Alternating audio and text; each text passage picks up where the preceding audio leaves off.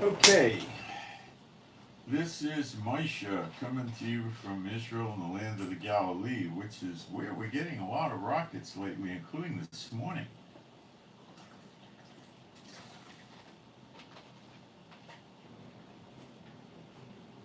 The military, well, actually, people in Israel are telling us that the size of the barrages are smaller, which is true.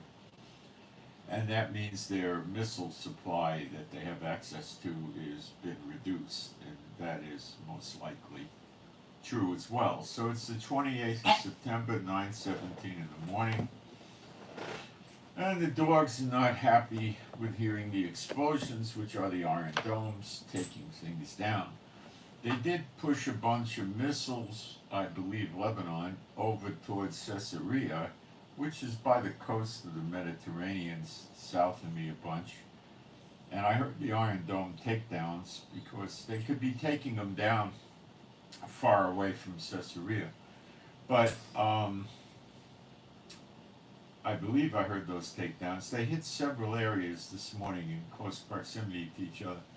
But I heard it was a total of 16 only missiles. And Caesarea is where Netanyahu has a house, so they were probably making a feeble attempt at assassinating Netanyahu. They missed Caesarea by, I guess, it looks like they missed it by 2, 3, 4 miles, or 5 miles, or something like that, which is typical for them.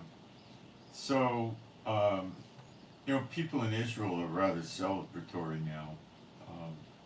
60 explosive devices were dropped on the underground facility that's called the headquarters of Hezbollah in an area kind of near Beirut, a suburb, I would say, Lebanon. And the devastation was massive. 10 apartment buildings came down. And we heard hours and hours ago that 50 wounded showed up at the hospital. We killed Nasrallah. Now, the ones who went to the hospital were probably not in the underground bunker. They were probably nearby. No, Chief, no. No food, stop. And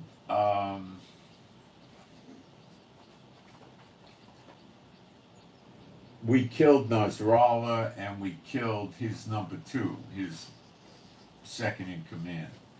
So the amount of command people that have been eliminated in the last week or so is huge. They're completely disjointed. They don't have communications there.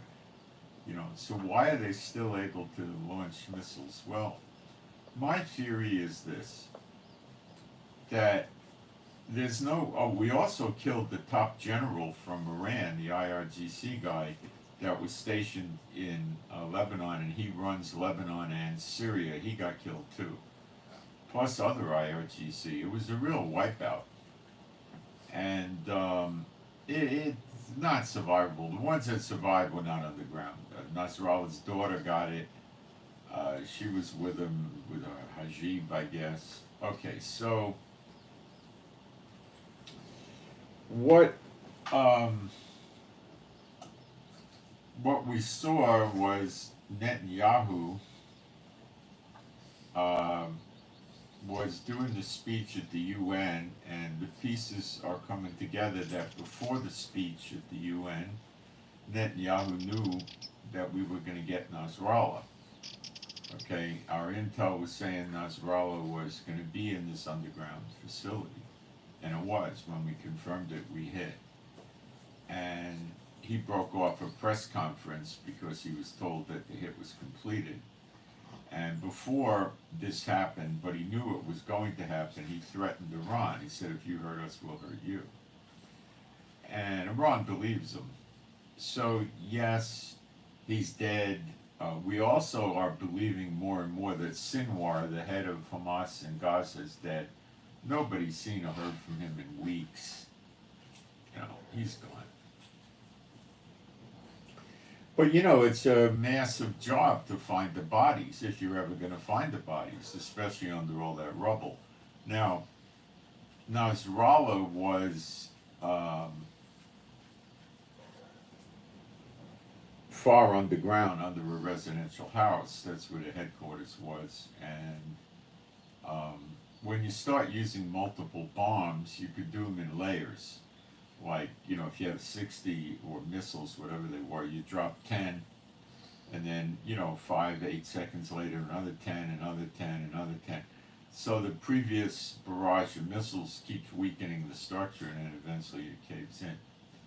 So this was a massive, devastating blow to Hezbollah.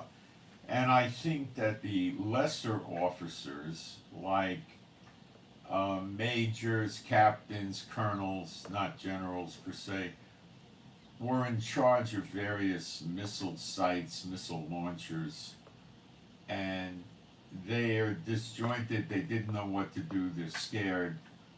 And bear in mind, they know the end is coming, and they probably were trying or are trying to use up whatever missile supplies they have access to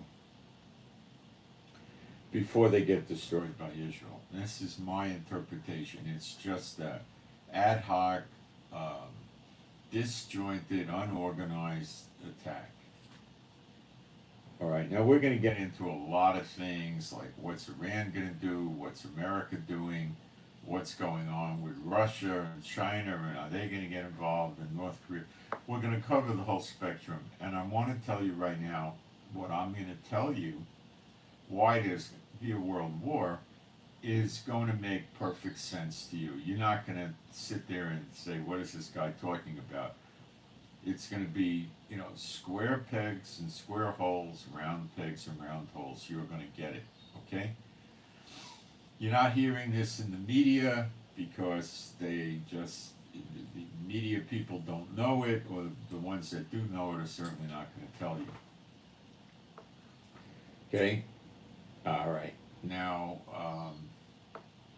what I'm going to do now is go into the live stream. I didn't call it a chat.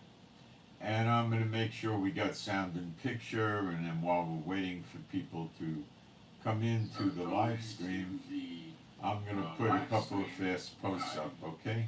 So we'll be fair to the people. Stop the genocide. Well, you should tell that to Hamas and Hezbollah. They started it. What did we do to start it?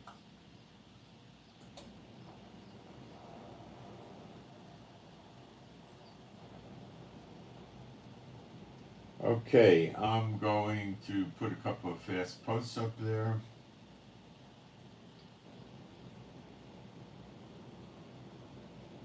And we're waiting for people to come in, which is fair to them.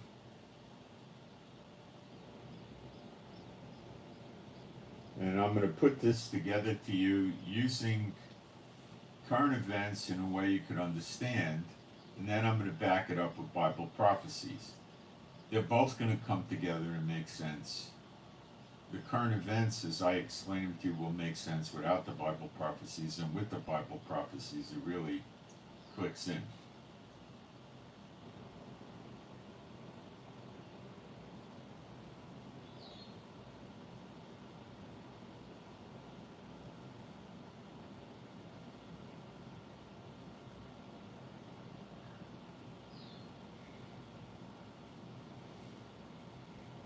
I'm putting my email up there if you want to send in an email for prayer requests, toast requests, or ask questions or comments or whatever you want to do.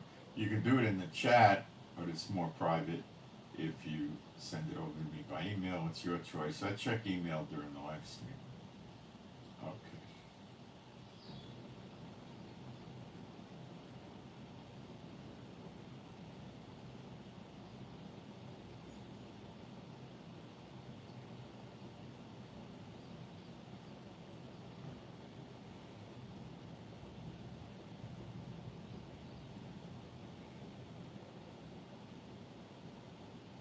Okay, that's done.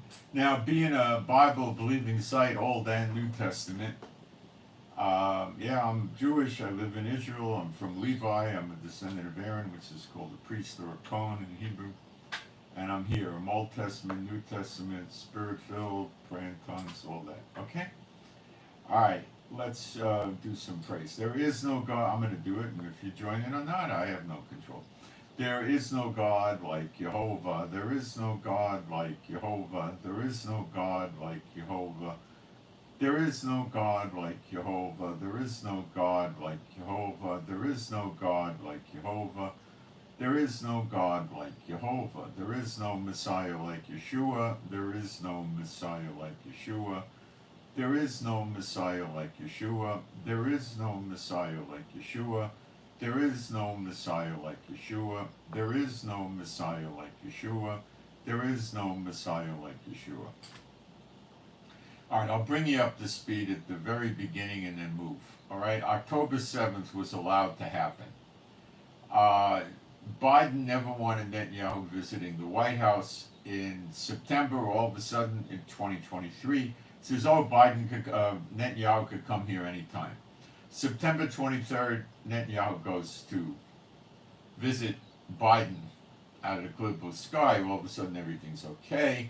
October 7th happens. There were so many countries warning us and everything. We had so many warnings it was allowed to happen. You know what happened? Let's move forward.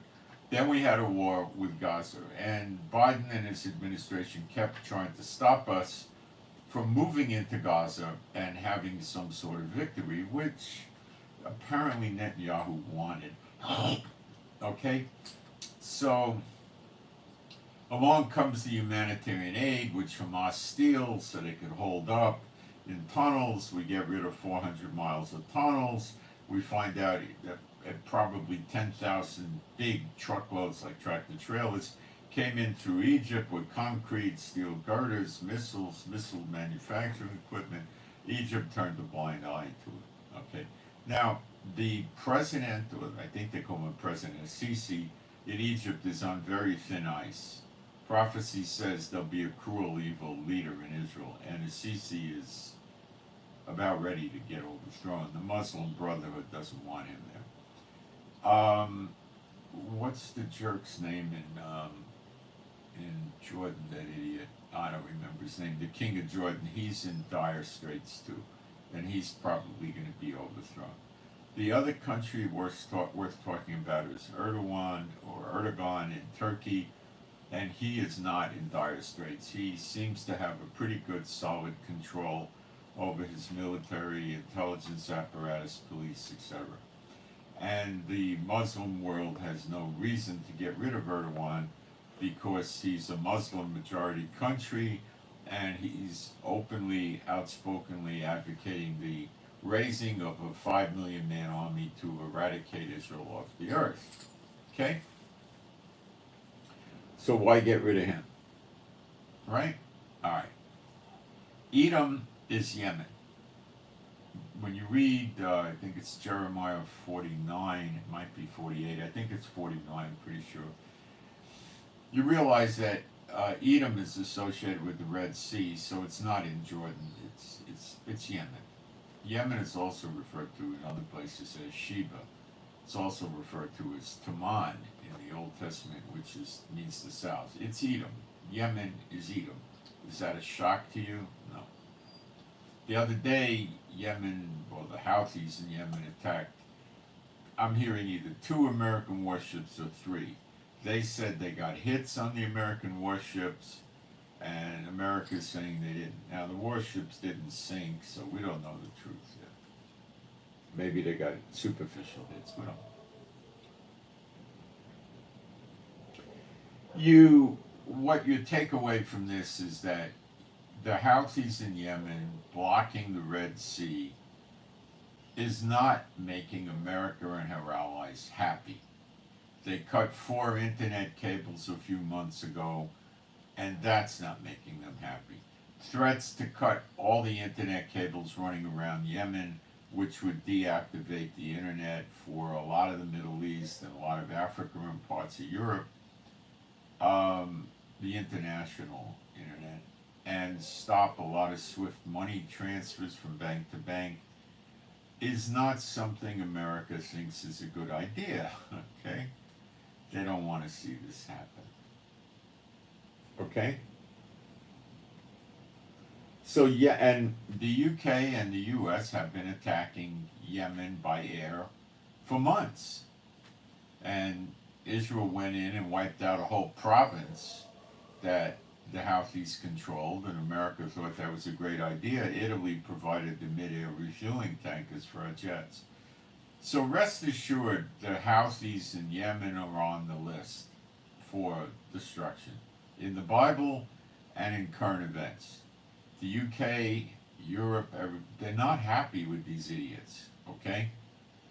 Doing a ground invasion in Yemen is nothing short of extremely difficult. Mountainous regions, caves, tunnels, very, very hard.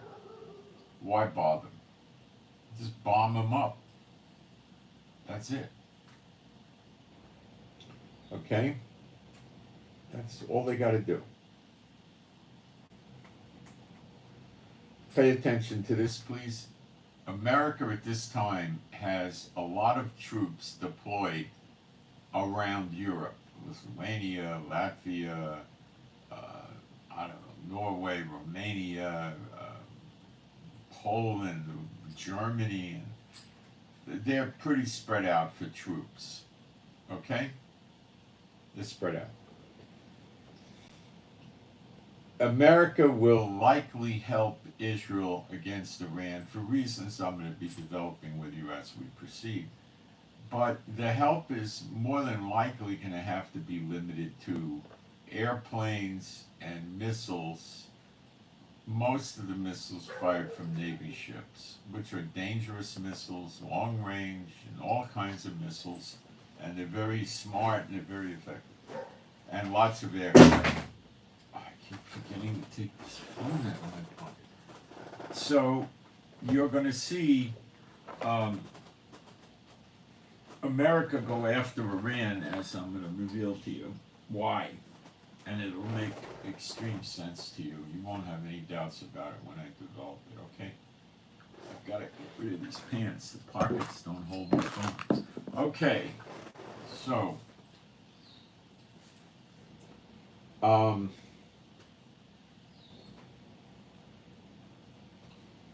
on a minute. I don't know what this is. Oh, I got it out. All right.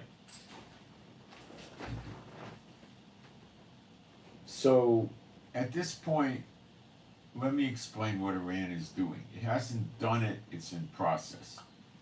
They're moving, Iran can move weapons easily by land into Iraq. Nobody seems to stop that. Iraq and Syria are proxies of Iran. You have to understand that. They move them from Iraq to Syria and they try to position them near Israel, and Israel blows them up periodically. They tried to sneak them into Lebanon, and I think yesterday or the day before, let's say 24 to 48 hours ago, we blew up a lot of these transit points, the roads, the bridges, everything, where they were going from Syria into Lebanon. So that's stopping. Israel said any aircraft that attempts to land in Lebanon, Beirut Airport typically, that is not a commercial airliner will not be allowed in. So in other words, our jets will interdict, and if they push it, goodbye jet, goodbye plane. So cargo planes from Iran or Russia or anyone in China or anyone who wants to try it is not getting in. Okay? Fighter jets are not getting in. Nothing's getting in. Nothing's getting in by land, nothing's getting in by sea, and nothing's getting in by air. Our Navy has been active attacking Lebanon. I think it just started about 24 hours ago, but maybe it was going on before. Lebanon had an array of missiles by the coast that they intended to shoot as ships to prevent some sort of invasion, and they might have also intended to shoot these missiles at Cyprus, which is still maybe on the table, maybe not. Do they still have long-range missiles that could be a threat to Cyprus? I don't think us or the Israeli intelligence are sure on that yet, because we're still in process of demolishing their inventory of missiles, and that's going to take probably a few more days. And it'll be like Gaza. All of a sudden you'll notice there's no launches from Lebanon. We had that yesterday for 20 hours, and then you'll see you go a day or 2 days with no launches, then you get a few launches, then you go, it's going to die down like that, okay? Now let me tell you what's very troubling that you're not hearing.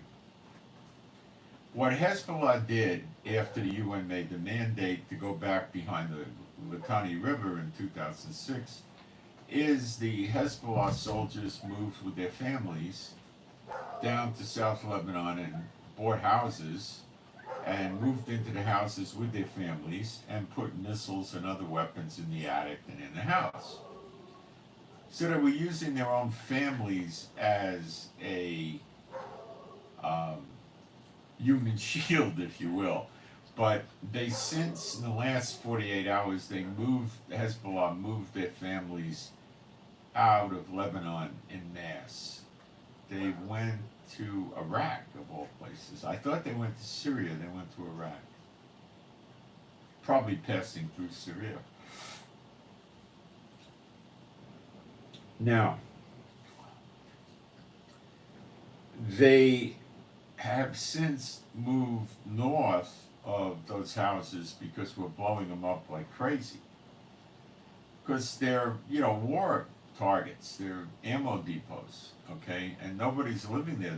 The Lebanese civilians have evacuated from South Lebanon, probably 90 to 99% of them are gone. All right, so what did Hezbollah do? Now, you're not hearing this outside Israel, but you're hearing it in Israel. They went to the houses owned by what the media is calling Christians, which would be, in Lebanon, mostly Catholics and also like evangelical Pentecostal type Christians as well. And they're taking them and they're throwing them out of their own houses and they're moving into their houses. The Lebanese government and the Lebanese military is most likely to not do a thing about it because Hezbollah will start killing them and their families. So these people are being thrown out of their homes. Hezbollah moves in, brings more weapons in there, and the same game starts over again, although further north from the border. So now we have to blow those houses up. But let me tell you what I suspect is going to happen. I can't give this to you as I'm 100% sure this is going to happen. I would say I'm not 100%, but I would give it at least like 75%. Something like that. I don't know, 50-50 maybe. They are abusing these so-called Christians, and they will get the bright idea as they get more desperate, which will probably be by Monday or Tuesday. They're going to take over the houses that they're not taking over Muslim houses. They're going to take over the churchianity people houses. And they're going to keep the families in there with them and the weapons. And they're going to make it well known. And these people will have to clean for them, do their laundry, cook the food, all of that stuff. Sleep on the sofa or the chairs while they use the beds and things like that, right? They won't let the kids go to school because they know the kids will never return back to the house. So I have not seen or heard of this yet, but I think we will know about it when it happens. And as they get more desperate and they're not having a leader that's also politically oriented like Nasrallah that would realize what a horrific thing this is to do this to the Lebanese people.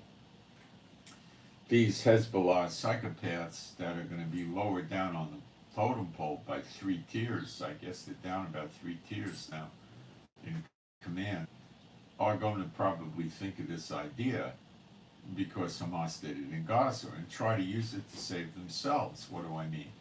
Well, initially, if missiles and missile launchers are in the house and in the next to the house, like 5 feet away, or in the backyard or the front yard, it's rather difficult for Israel to bomb that missile launcher because the house contains civilians that are not Muslim, not Hezbollah. It will give Israel a problem. But Israel can't sit still and let them launch, and we don't do anything about it just because they put it next to a house or on the roof of an apartment building or whatever they do, right? This is what was going on in Gaza in a way, okay?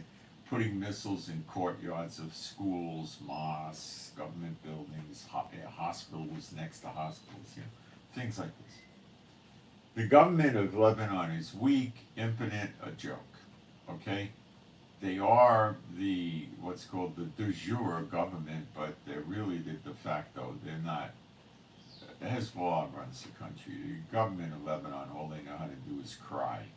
Get a big fat paycheck, do nothing, and cry about how bad it is because Hezbollah takes them over. Well, Hezbollah took them over because they let it happen. But anyway, the Lebanese people are not happy with Hezbollah. In some areas, the Hezbollah sympathizers and maybe Hezbollah people will come into the area to move into houses, and the community stood up to them in the street and said, "Get the heck out of here, you're not coming here, we don't want you here," knowing the Israelis would blow the area up.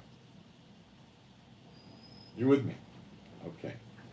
So, as the ground invasion approaches, Hezbollah realizes the following, the guys that are left. Remember, some of them that are running these missile installations be captains, majors, colonels, things like that, right? They realize that they need to keep firing missiles at Israel to have deterrent value, but they're not deep thinkers. They don't really understand. And as they see a ground invasion coming, they realize they're going to wind up like Hamas in Gaza, where they'll have to surrender en masse, or they're going to have shootouts. So why not take the houses over with the families, and then how does the IDF come and have a shootout with them? Because you don't want to kill the innocent civilians. You get the idea? This is not rocket science, and they know what Hamas did very well. They know these tactics, and they'll probably, I can't say for sure, they'll probably do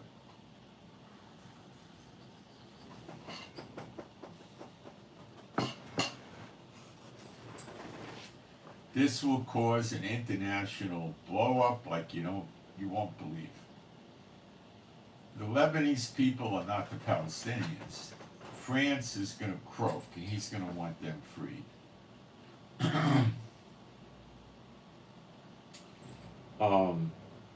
Biden's going to croak because it's an insult to America. So how do they do it? What do they do? Well, the assumption would be the Hezbollah would want to negotiate, but the negotiations will start, get Israel to stop bombing us, leave us alone, and we'll release all the hostages, and then they just go back to making war with Israel, and nobody's going to go for that. So negotiations with these psychotic lunatics is likely going to be not anything you're going to see get productive, okay? And it's going to get to be a problem, and what Israel can do is send helicopters, go in on the ground, and try to find missile launchers outside houses and destroy them without getting rid of the people.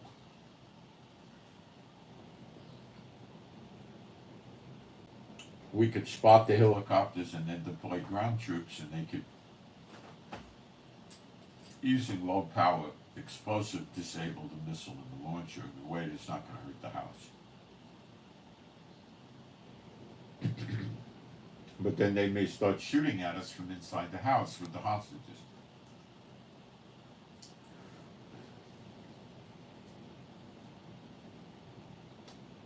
Hezbollah is not Hamas. They actually don't even get along well. And the Lebanese people are not the Palestinians, so they may not do this, but they may. Because they're fighting for their lives. They realize that today.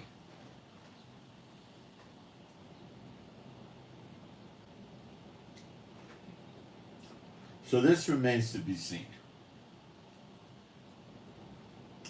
Is Lebanon or the Hezbollah capable of attacking Cyprus right now?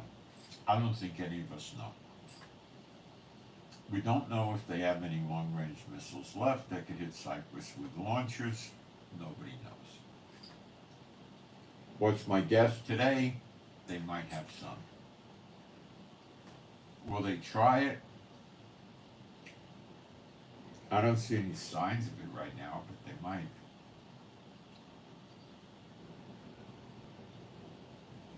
Will Iran give them better weapons and Russia give them better weapons? I don't think it's possible anymore. Israel learned a lesson with the Rafah crossing in South Gaza, and they're not letting anything in.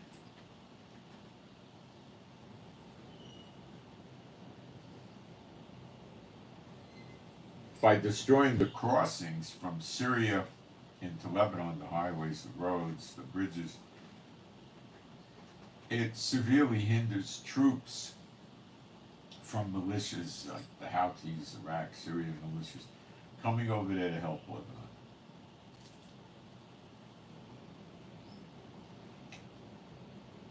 A lot of IRGC personnel from Iran were killed in the destruction of their headquarters yesterday, including the top general that runs the terrorist activities not only for Lebanon but also for Syria. He got killed. Iran doesn't want to talk about that, but he got killed.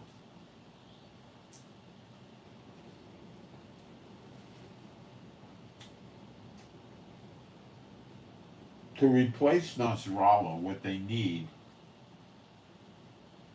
is a religious mullah Khomeini type leader that also understands politics and diplomacy and war.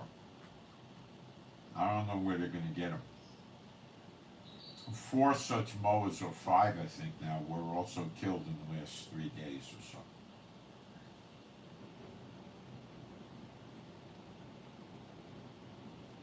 Don't know where they're going to get them from.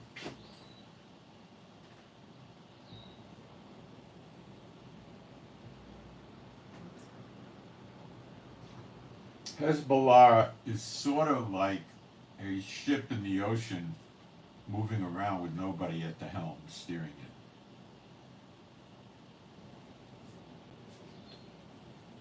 They have no communication devices. What I think was seen is guys that were captains, majors, whatever. They ran an installation with a bunch of missiles and some launchers, and they're just launching.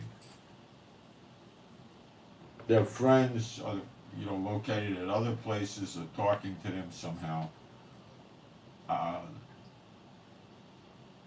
We're gonna launch, why don't you launch, and things like that.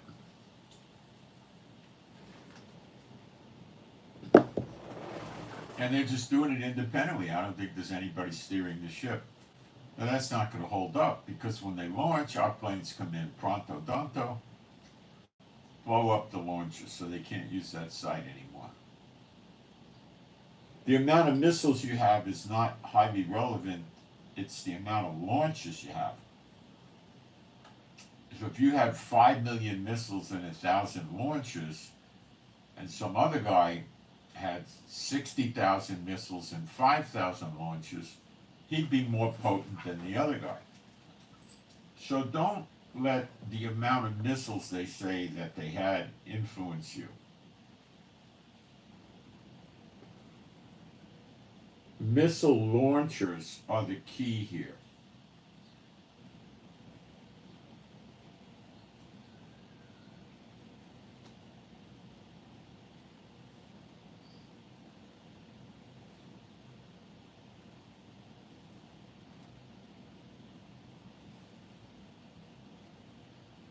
Okay? That's the key. Now,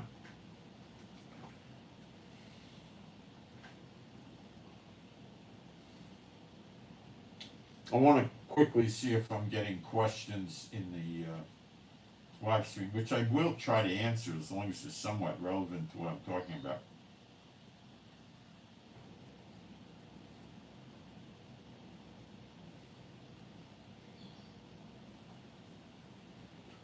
Yes, somebody said they may be using smoke signals to communicate. Well, they also could be using war drums.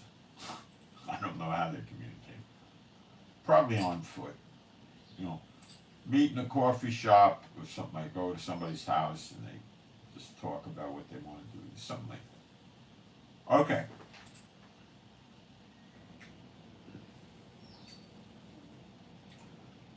Iran is currently, now you're going to, I'm sure you're understanding all this. Iran currently has a problem. I'll tell you exactly what it is in a way you understand it. Okay? They had Hamas at the back door of Israel. They no longer do. Hamas is not able to function as any kind of even low-level threat to Israel, maybe an extremely low-level threat. They don't have any real horsepower threat level in the West Bank with their terrorists anymore. We hit them hard, hard, hard. And Hezbollah as a threat is really not there anymore, but it's still there. In a few days, it's not going to be a threat anymore. Now, currently there's no aircraft carrier in the Middle East. The USS Truman with the escort vessels, which is probably 4 as a guess, they usually use destroyers and missile cruisers, should be in position off the coast of Lebanon and Israel no later than Monday.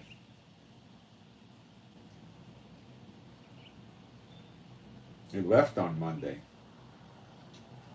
If it's not here Monday, it'll be here Tuesday. It's not far away. Probably by tonight or tomorrow, it will be within range where they could launch jets with refueling capability and long-range missiles from the destroyers and missile cruisers.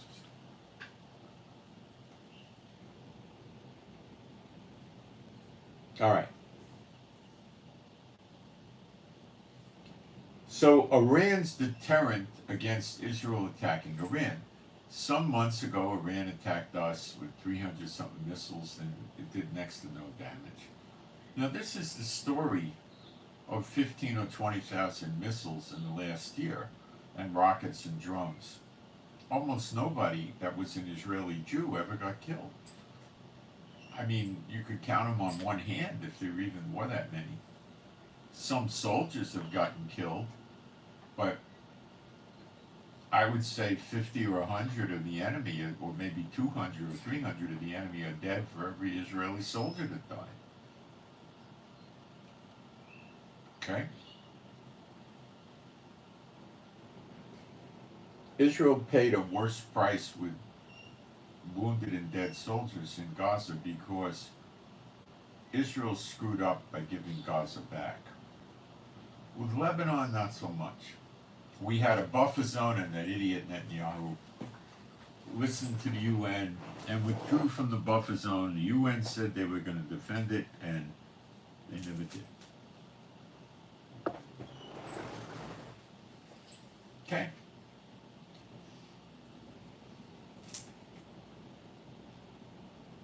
No.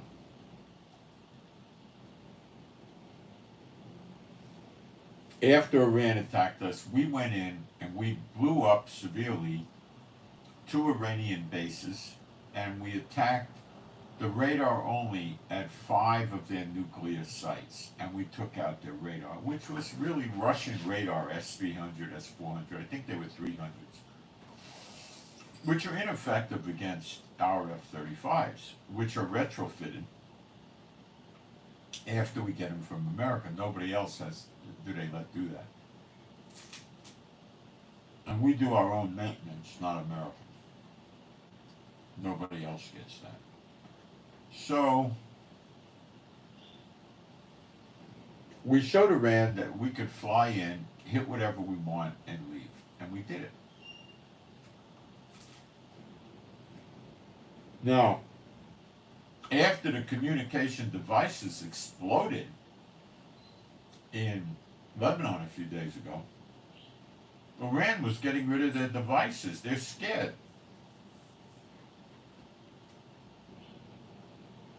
Their military communications is in jeopardy right now. Right, let's keep going. Their deterrent to stop Israel from attacking them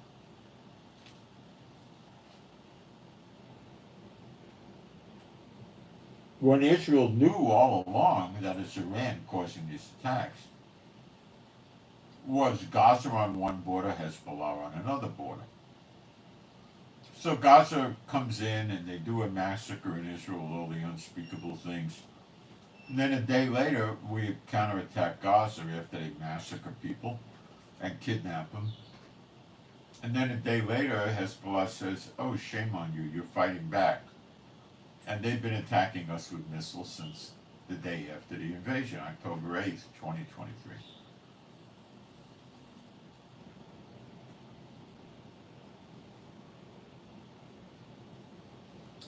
After we calmed down the West Bank, which has been relatively calm lately, and we shut down Hamas in Gaza, we were able to turn our attention to Lebanon and Hezbollah. The amount of damage that we gave them is unbelievably high. But they're still fighting. Why? Because their mindset is, let's attack Israel. If we win, great. If we don't win, we're martyrs. We go to paradise and get our 70 virgins. So to them, it's a win-win situation. And that's why they're probably intending to fight to the last bullet in Lebanon. And that's why they'll likely take the infidel Christians as hostages. And they may take Hindus and Buddhists, of which Lebanon has them too.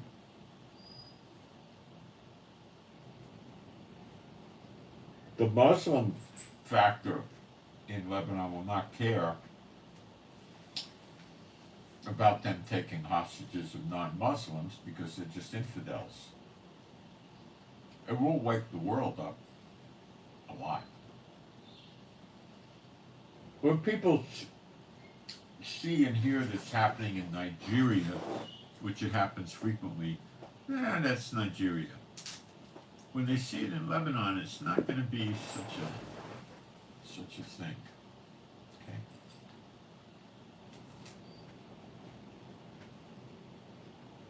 They'll get scared. And they're going to realize that the Muslims do intend to go after the Jews and the Christians. And they're also going to go after the Hindus and the Buddhists and the atheists. And they'll go after women's lib, they'll go after the LGBT, they'll go after Black Rights Matter, they'll go after all these people. Because it's not Islam.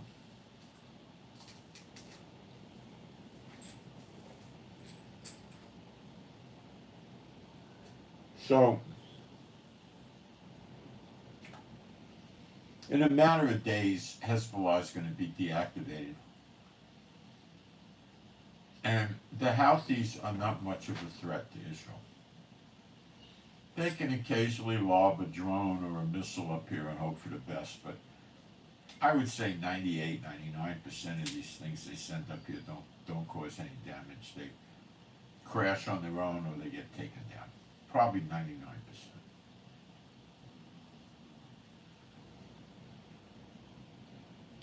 They can hit ships, and they do hit ships.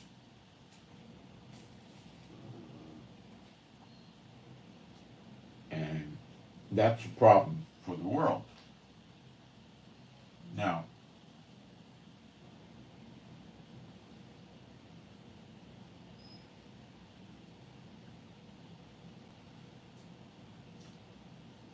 Israel will, when Hezbollah is deactivated, start attacking Iran. Now, Iran and Israel and the Pentagon and all these people know that Iran's behind all the trouble in the Middle East. And they're probably in a mode now where they want to get rid of Iran. And I'll explain to you why in a way that you will understand it easily and completely. BRICS. They have the next summit meeting October 22nd to the 24th. They intend to announce the release of their new digital currency, blockchain, Bitcoin type product. I think they're calling it BRICS Pay. And the members of BRIC will be able to trade amongst each other using this new digital currency only for them, basically, but not so, by pledging a certain amount of assets for the amount of digital currency they get issued. So they can pledge natural gas assets, oil, wheat, rice, whatever they let them pledge. Gold, but it's not a gold-backed digital currency at this point.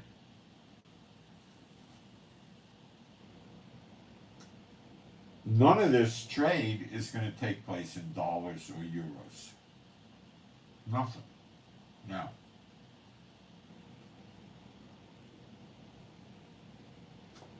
$159 nations have applied to BRICS to be able to use this digital currency because they want to escape the sanctions and controls that America's imposed on the world banking system. Okay? They don't want it.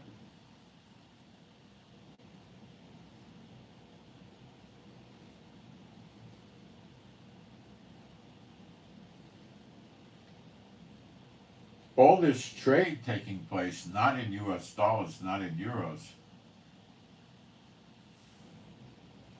is going to, in a very short period of time, reduce the value of the euro and the dollar very significantly.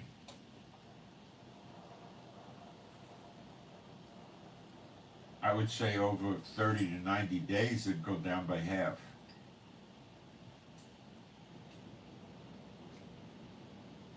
Now, let's break that down, and I'll show you why Russia and China are in the crosshairs. The BRICS countries now have three players, really, that sell oil.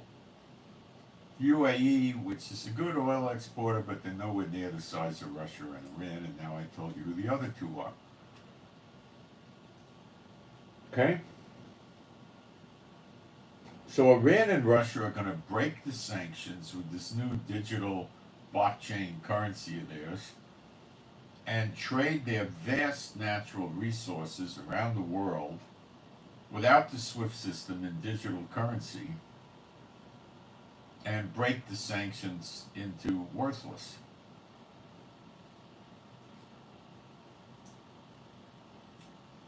The other big countries in BRICS are China and India, the two biggest nations in the world, both of which don't produce natural gas and oil and are massive, huge King Kong consumers of natural gas, oil, okay, coal too.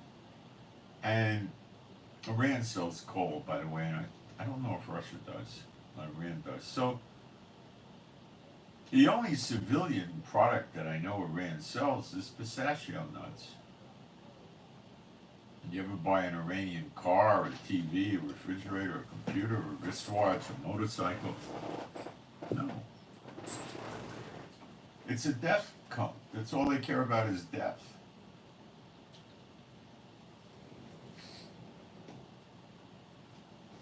Okay. So if BRICS goes down, and Iran and Russia are in it, and they're very high-ranking members, they will swiftly destroy the value of the euro and the US dollar.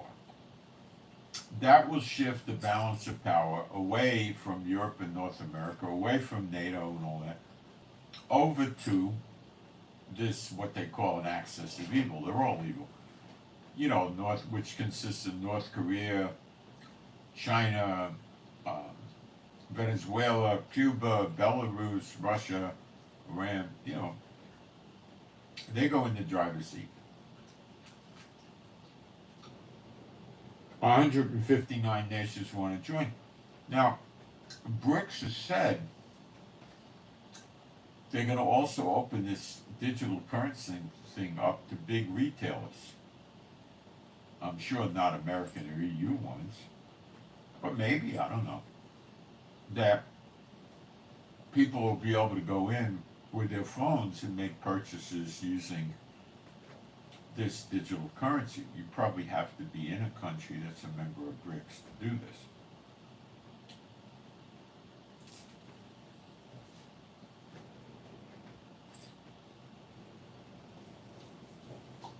Turkey has applied to join BRICS, and I'm sure they'll let them in October. And that's interesting because they're in NATO.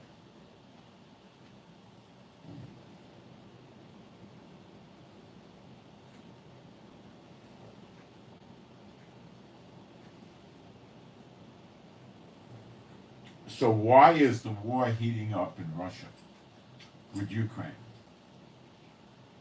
Because Europe, NATO, and America, and the UK, and all them know that Russia needs to be stopped with this BRICS thing, or it will destroy the European economy.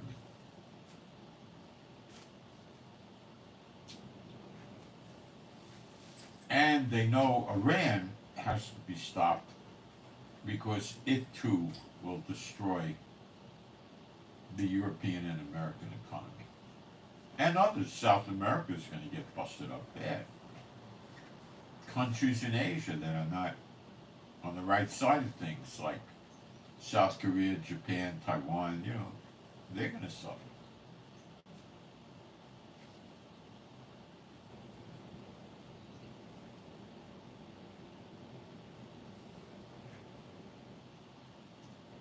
If they keep this new blockchain BRICS Pay rather anonymous for private people, then people can put their assets there without worrying about lawsuits, government confiscations.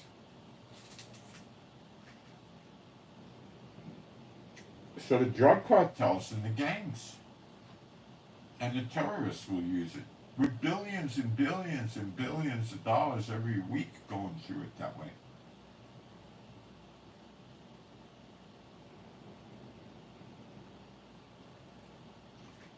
All the nations under U.S. sanctions are going to be out from under U.S. sanctions. And we're talking like 3.5 weeks from now. America's lost its power and they've lost their currency, and they're going to be rapidly plunged into a depression that would be likely much worse than the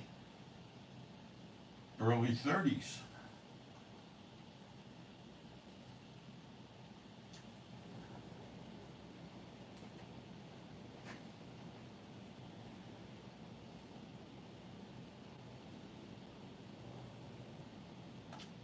So what do?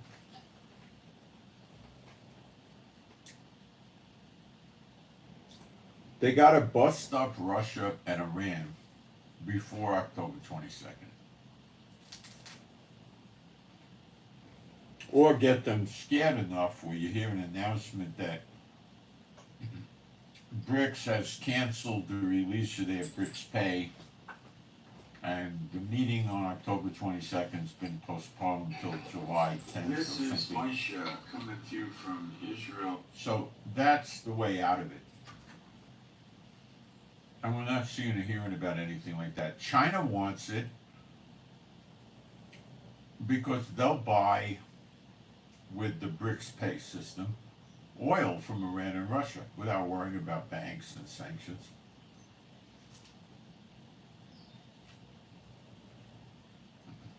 Then they'll sell things to Iran and Russia. Probably a lot of weapons to Iran.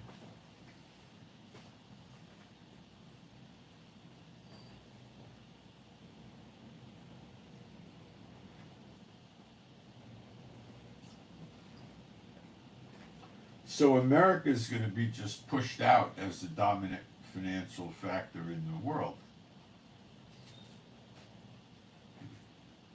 In 3.5 weeks.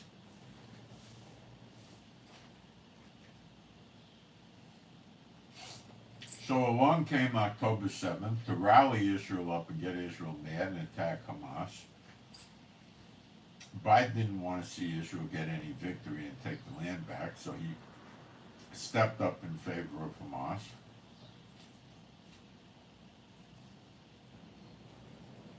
Then when Hamas was controlled,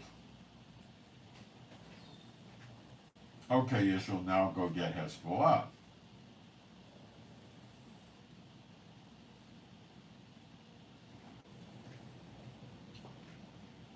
The Houthis are a problem, but they're not an insurmountable problem.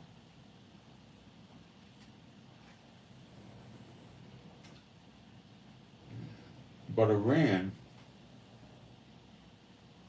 is very easy to take out.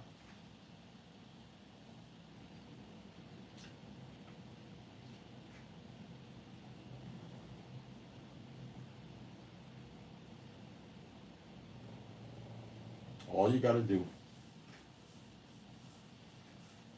is attack the piers and the ports in Iran, where the ships pull up with oil, for oil and gas, for oil and natural gas. Hit the storage tanks, destroy them. Hit the pipes for the transfer. Hit the oil refineries. Blow up the oil and natural gas pipelines. It should probably take 100 or 200 missiles. And then Iran is bankrupt with no credit rating. And they'll wash themselves of Iran.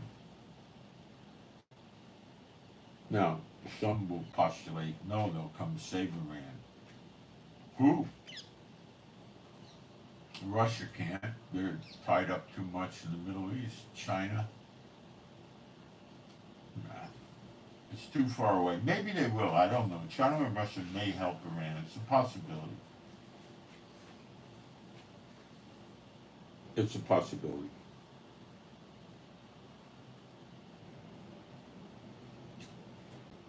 Russia, China, North Korea, and Iran have been busted up so bad by American sanctions, they're desperate. If they don't get rid of Iran, if they don't get rid of America, they're going to cave in from bad economy.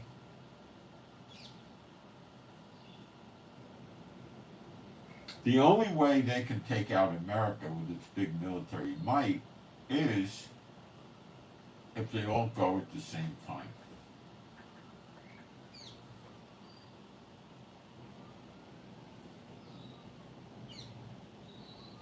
North Korea,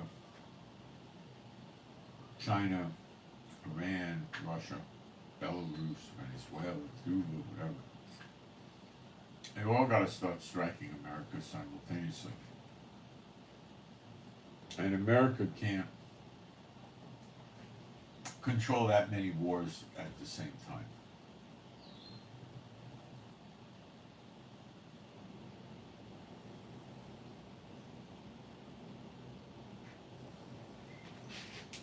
Okay? So, what is Iran going to do now? Now you're going to be able to understand all this. Iran knows that Netanyahu hates their guts because Netanyahu knows, as you now know, that Iran's behind all these problems for Israel, the proxies. But if he previously decided to just keep bombing Iran, they would unlaunch the Hezbollah and the Hamas at them, which essentially they did after we counterattacked Iran in April. Then the Hezbollah jacked up their attacks on us. Okay, so Iran's message to Israel is, if you're going to bomb us, we're going to call Hezbollah up on the phone and tell them to just launch missiles at you at the rate of 500, 1,000 a day for a week or 2 weeks.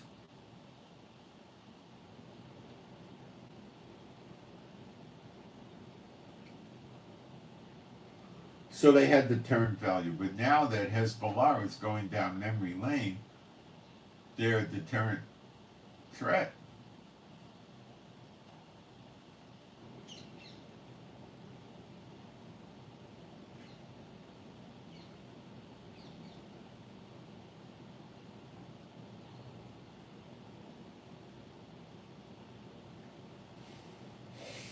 It's a little bit of a confusing situation, but they got to get rid of Russia and Iran right now. They're not listening to America or NATO or the UK, and they got to go. They're not backing down. And when you get rid of Iran and Russia, BRICS has got no oil and natural gas to sell there to speak of, and it'll fall apart.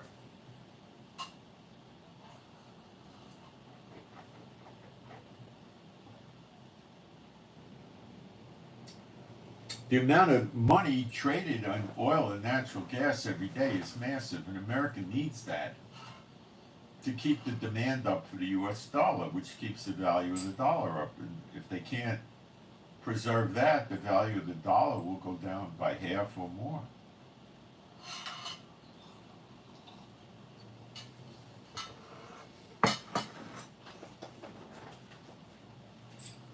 Let me give you an illustration here. Let me show you the value of the Iranian currency right now, okay? I'm going to go to a site called xe.com. It's a very good site if you want to convert money into, you want to know what one kind of currency is worth in another. Well, I'll put in $1 US. We'll start with the Israeli shekel. I'll give you the value of that. 3.7. So $1 buys 3.7 Israeli shekels, which is the way it's been for a few years.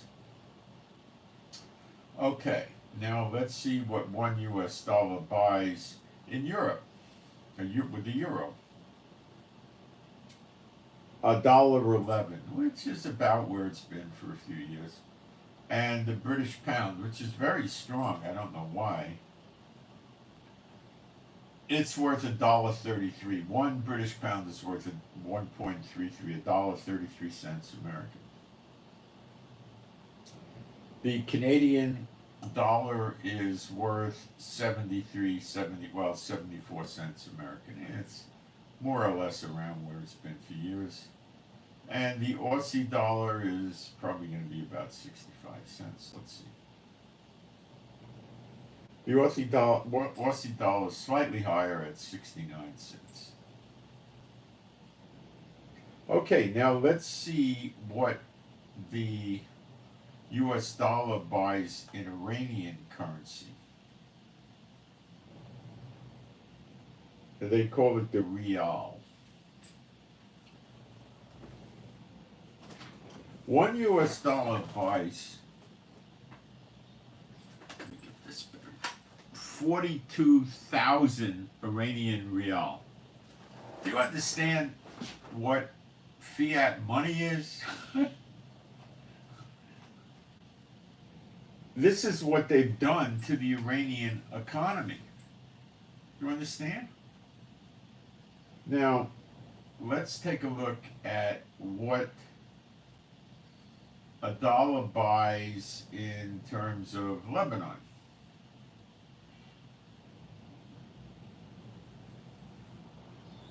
Which is the Lebanon pound. $1 buys 89,000 Lebanese pounds. Do you understand what they did to Lebanon yet? Let's take a look and see what the Syrian, I don't know what in the world they call it, but their currency, they call it pound. Syria is not so bad off. Only 13,000 pounds. So $1 is 13,000 pounds. Syria. Let's see what about happened to Iraq. That's the dinar or something. Let's see. Iraq.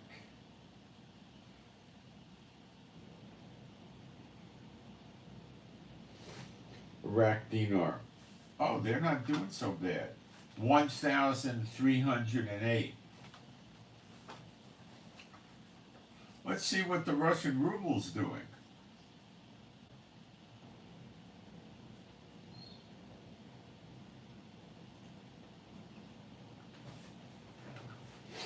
The Russian ruble, $1 buys 94 Russian rubles.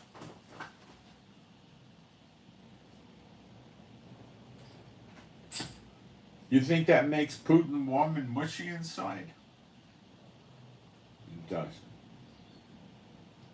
Who else am I leaving out? Yemen.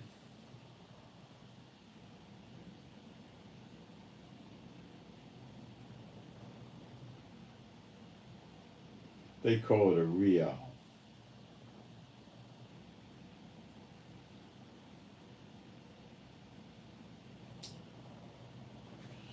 Hold on, I gotta do this again.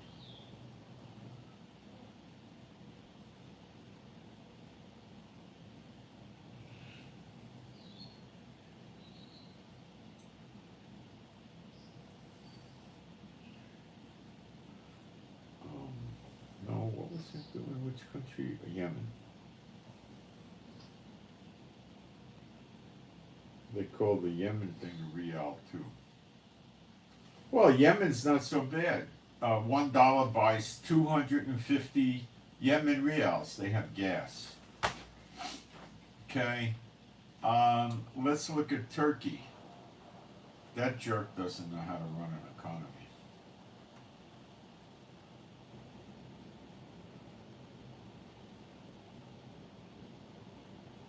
It's a Turkish lira, they call it.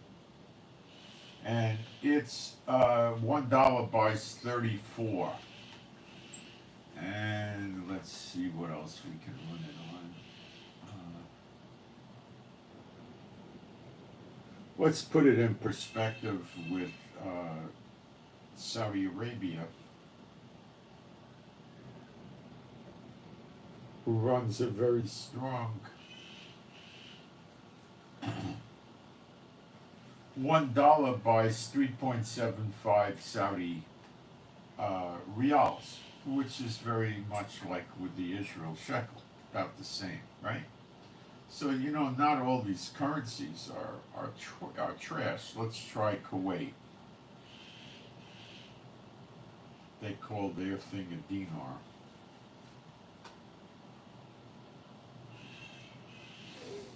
$1 buys a third.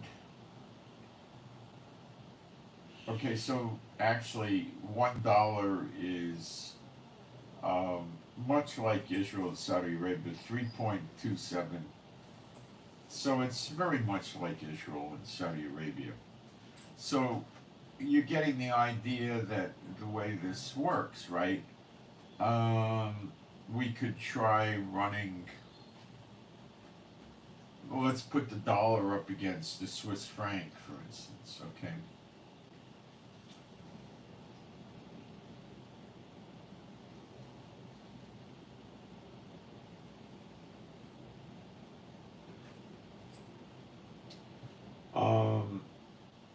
dollar's worth, the Swiss franc is worth $1.18. Okay. So, you know, when you see these insane numbers with these countries, this is what America has done to them.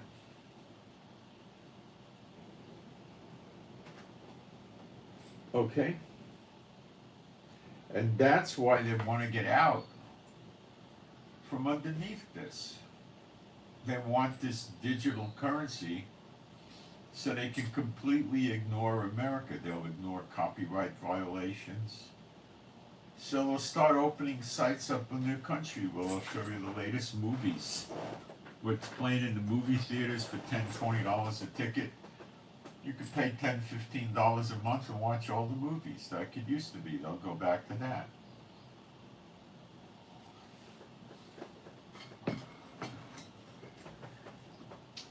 They'll sell Louis Vuitton and Carolina Herrera and Chanel and all this stuff, counterfeits.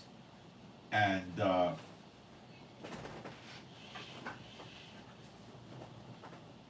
they'll sell them for a pittance. They'll counterfeit everything. Clothing, purses, sunglasses, hats, shoes, everything. You know? Everything.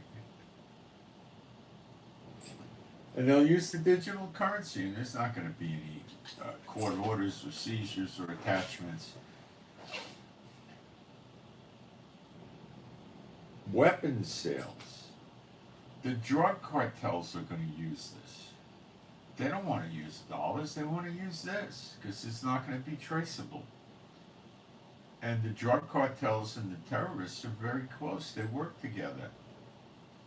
A lot of the terrorists bring heroin and other drugs from their countries over to where the drug cartels are, and they trade it with them, you know.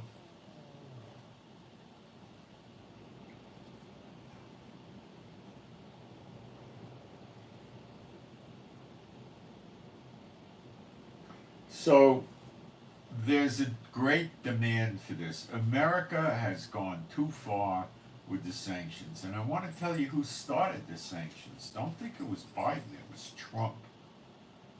And it blew up.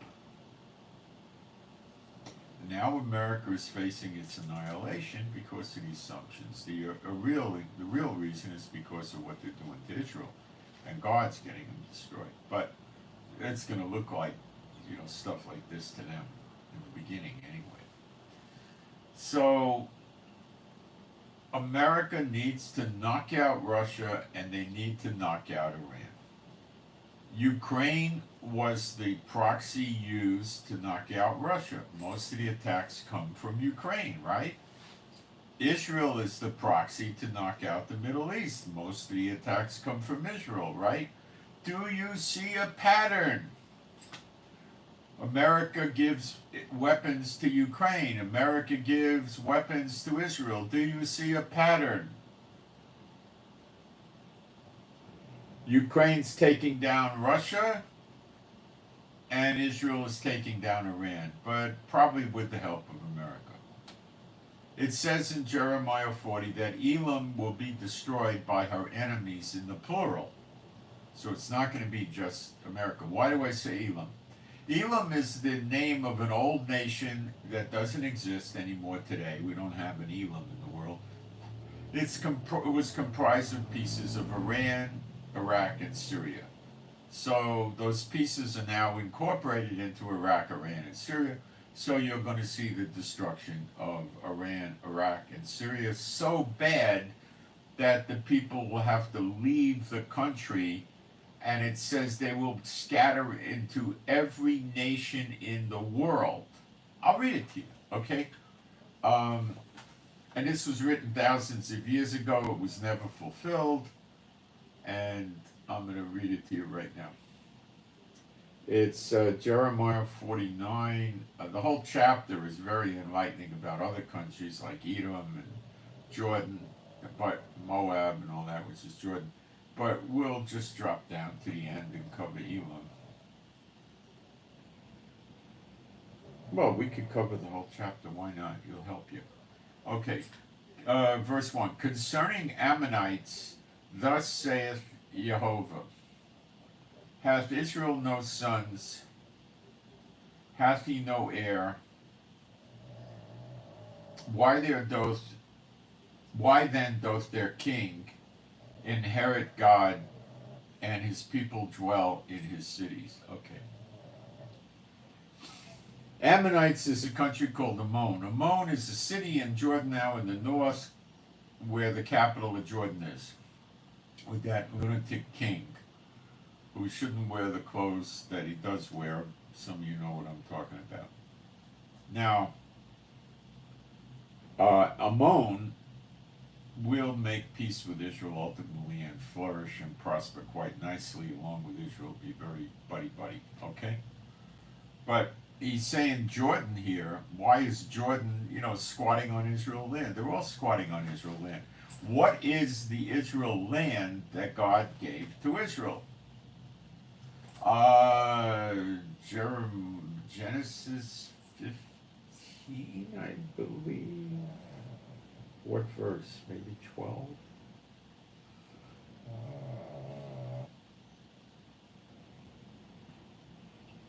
No, not 12. A little further down.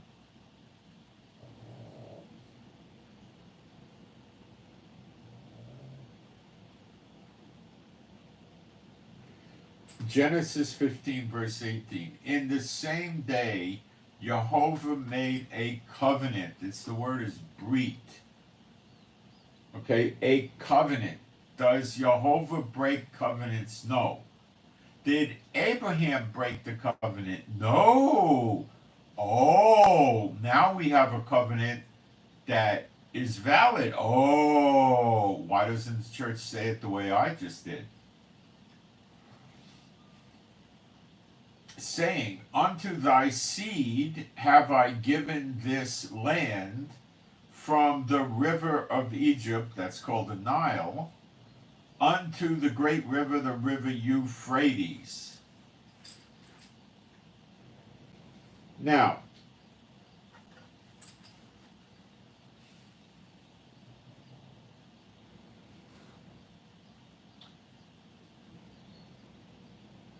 I'm thinking.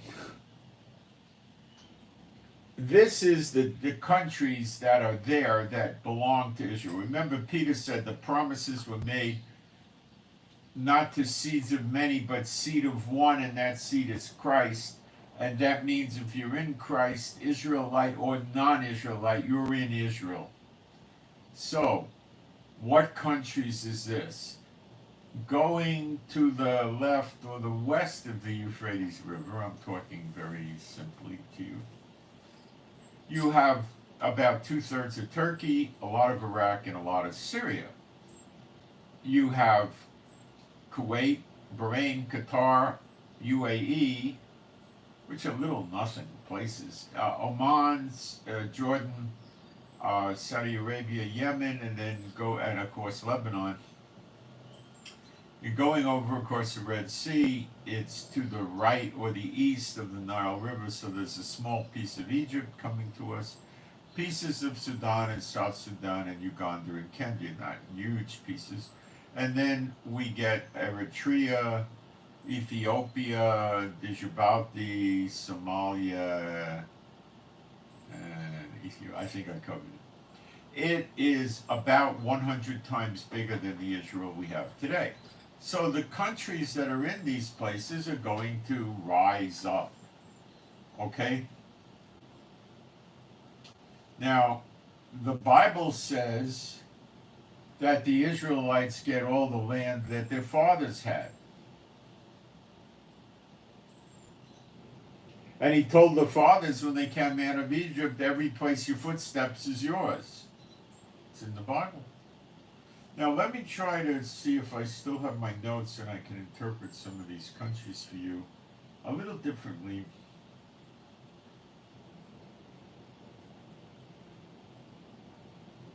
And this is going to be fulfilled in the coming weeks. It may take a few months, but It's not going to take years.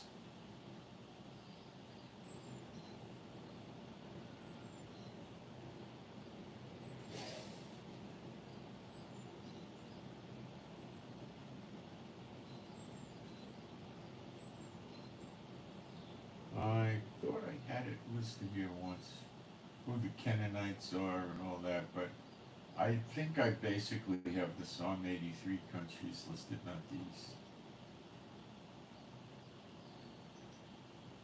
But anyway, by giving you the map, I'm telling you who they are, what they are. Now, some of these countries are going to be destroyed, and we're not going to have much to do with it. Like Edom will be a wasteland, and stuff like that. Now, remember I told you Iran is trying to use Syria as their next Lebanon, and Israel won't stand for it. And remember, there's a scripture you all know about: Damascus shall be a ruinous heap. Gaza's a ruinous heap, parts of Beirut is a ruinous heap, and next comes Damascus, who Iran is trying to build up as the next Hezbollah. See how it comes together? The Bible's never wrong. Okay, so now you got the Great Land Covenant, and that's the land we're going to get. Okay? And it even mentions the Hittites, which is Turkey. So Turkey probably knows these Bible prophecies. He's a Satan bot. And, he doesn't want it. So when we start occupying Lebanon, he's probably going to try to attack us. The missing pieces of the puzzle of Zechariah 12, the siege against Judah and Jerusalem, in my opinion, are we need to see Egypt emerge as an enemy, Turkey, Jordan, Saudi Arabia, and Iraq and Syria. Well, they're already there. Okay? Yemen's already in place, so we're still missing some pieces. Okay? But I tell you the truth, we invade Lebanon on Tuesday. In a matter of hours or brief days, like a handful of days, you could see this progress right away. Because they don't want to see Israel start getting land back.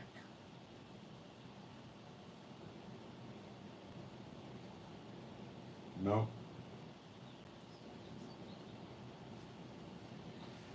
The missiles that Hezbollah is shooting at us go a good 60, even 70 miles. Creating a 17-mile deep border by the Litani River does not stop them from destroying our people. Though the people in no way, shape, or form are going to move back in Israel to the border near Lebanon when they know they could get pelted with missiles and rockets all the time anyway. So the moving up into Lebanon is probably going to be a good 50 miles. It's going to be north of Beirut. And the Lebanese people are going to get really busted up. Really, really, really, really busted up. Lebanon, open up your doors, let the cedars of Lebanon burn. That's one of the prophecies about Lebanon. They're going to... See, what did Yeshua say? You're either for me or against me, there's no neutral ground. Lebanon tried to take neutral ground. Well, Hezbollah wants to kill Israel. We don't, but we're not going to go to fight with them either. Well, that's the end of it. Let's talk about the churches in America. Do you see pictures? They pray for Israel. They have prayer meetings for Israel. What did Yeshua talk to you about? If you see a guy laying in the road without any clothes on, do you just pray for him or give him something to wear? If he's thirsty, do you give him something to drink or just pray for him? If he doesn't have a place to sleep, do you take him in or just pray for him? What do the churches do for Israel? Well, they just pray for them. What does the NRA, National Rifle Association, do with its members? It tells them, there's a bill in the Congress and it's going to take your guns away. Call your congressman today. Write your congressman. Call your congressman. Here's his email address. Email him. The congressmen collect these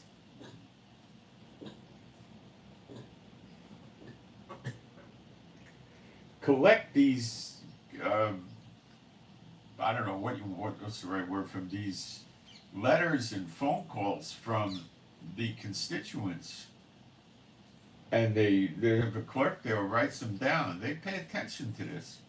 I know years ago I called them and I say, I live in your district over here and I would like Congressman blah blah blah to vote against this bill. And she would say, okay, hang on, constituent vote against Bill 18703.1 or whatever, right? Okay, sir, thank you for letting the congressman know. He needs to hear from people like you. That's what they say.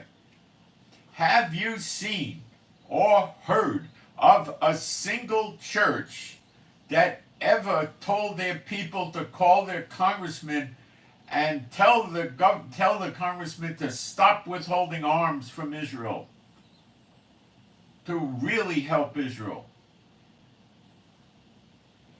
Not a single one. Not a single one. Have you ever heard of a single denomination say, we stand with Israel? Not a single one. 3,500 denominations, not one ever said that. Why will the churches in America not do that? They're not for Israel. They just say you are. They are. They're not. If they were, they would do this. Wouldn't they? Wouldn't they? What do you think? You get up during Sunday and say, the fate of the world is with Israel. When these nations start knocking off Israel, Jeremiah 30:11 is going to happen. The daughter of Babylon is going to go. We're going to be gone. You've got to tell these congressmen the truth. You've got to tell them to support Israel. Nope. Nope.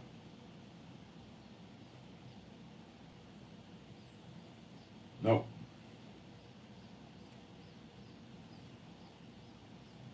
No.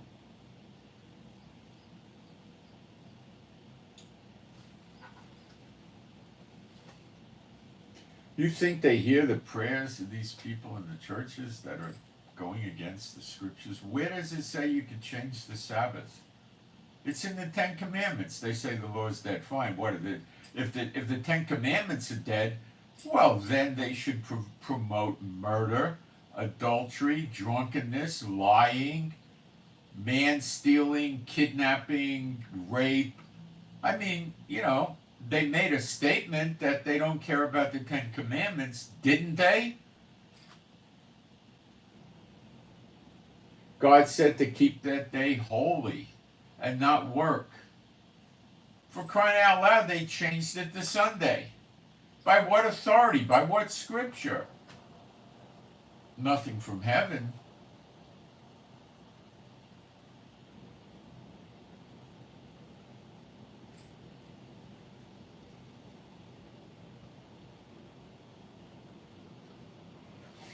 Speaking of prophecy, in Matthew 24, Yeshua said, pray that your flight be not on the Sabbath, projecting that into the future. So why do they try to teach you that the Sabbath is dead? Paul said it. Paul said without the law there'd be no sin.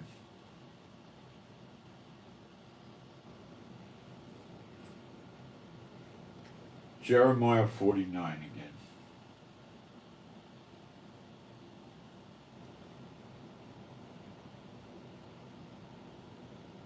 You'll find this rather enlightening.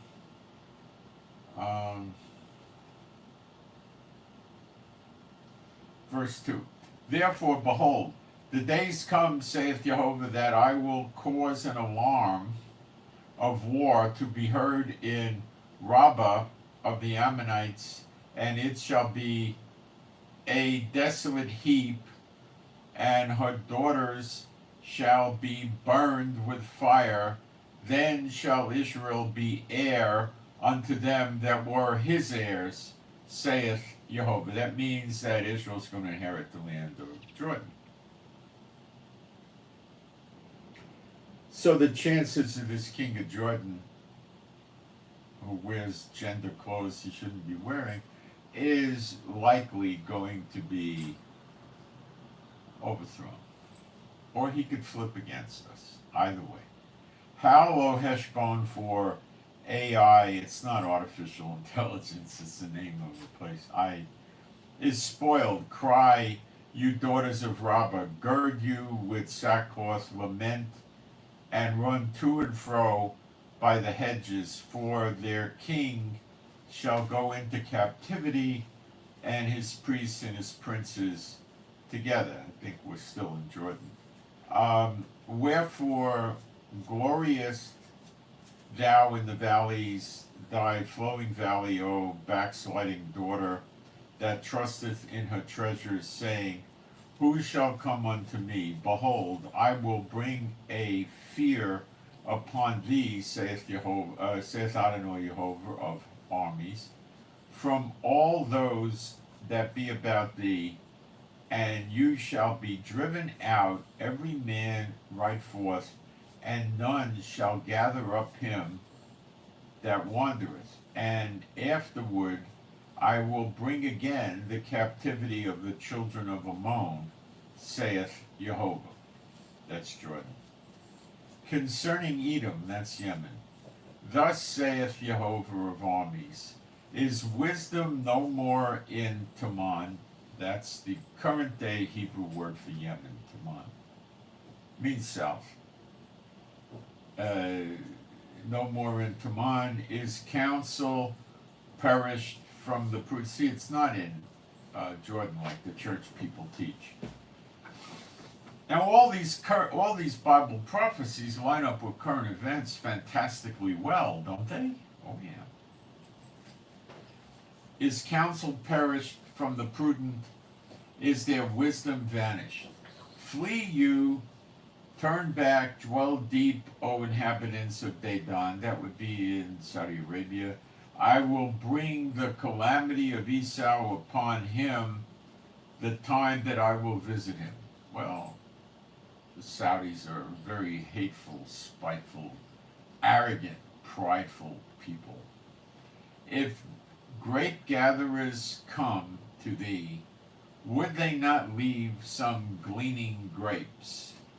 If thieves by night, they will destroy till they have enough. But I have made Esau bare. I have uncovered his secret places. Now, when it talks about God exposing and uncovering the secret places, being subtle, you have to understand that a lot of these world leaders represent themselves as if they had secret parts that are actually going to prove to be, when exposed, secret parts that are not the same gender as they hold themselves out to be. And he shall not be able to hide himself. His seed is spoiled, and his brethren and his neighbors, and he is not. Leave thy fatherless children, I will preserve them alive, and let the widows trust in me. For thus saith Jehovah, behold, they whose judgment was not to drink of the cup have assuredly drunken. That's the cup of the wrath of the Lord. And art thou he that shall altogether go unpunished? Thou shalt not. If he punishes Israel, he punishes the heathens. And he punishes Israel. Thou shalt not go unpunished, but thou shalt surely drink of it. For I have sworn by myself, this is God talking, saith Jehovah, that Bozrah shall become a desolate reproach, I believe that's Jordan, a waste and a curse, and all the cities thereof shall be a perpetual waste. You see, we're going to inherit some of this land, but what are we going to do with it? It's going to be a perpetual waste. What are you going to do with it?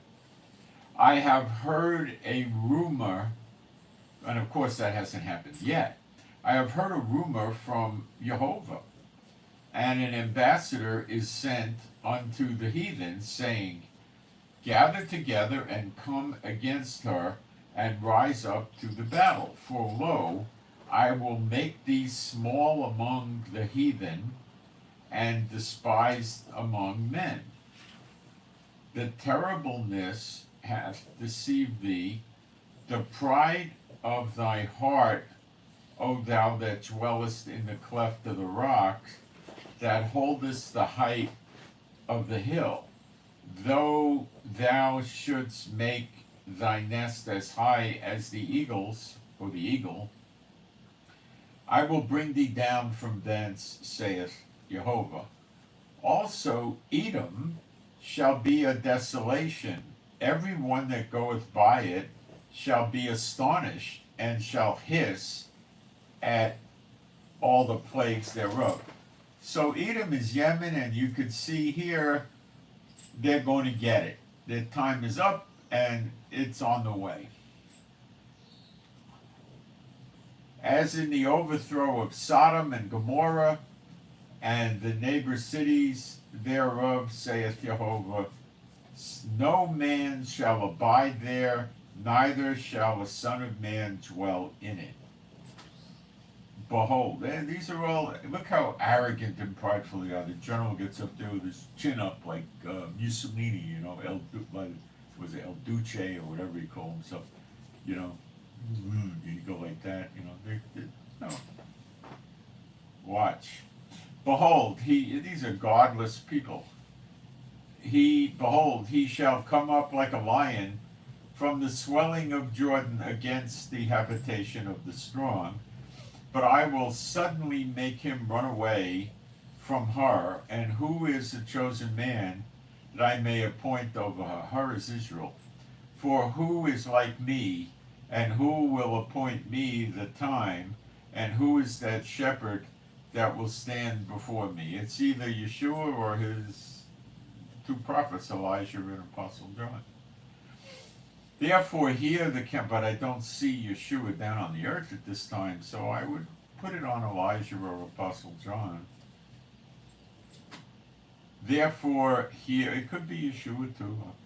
I'd say it's one of those. Therefore hear the counsel of Jehovah that he hath taken against Edom. Yemen. And his purposes that he has purposed against the inhabitants of Teman. Surely the least of the flock shall draw them out. Surely he shall make their habitations desolate with them.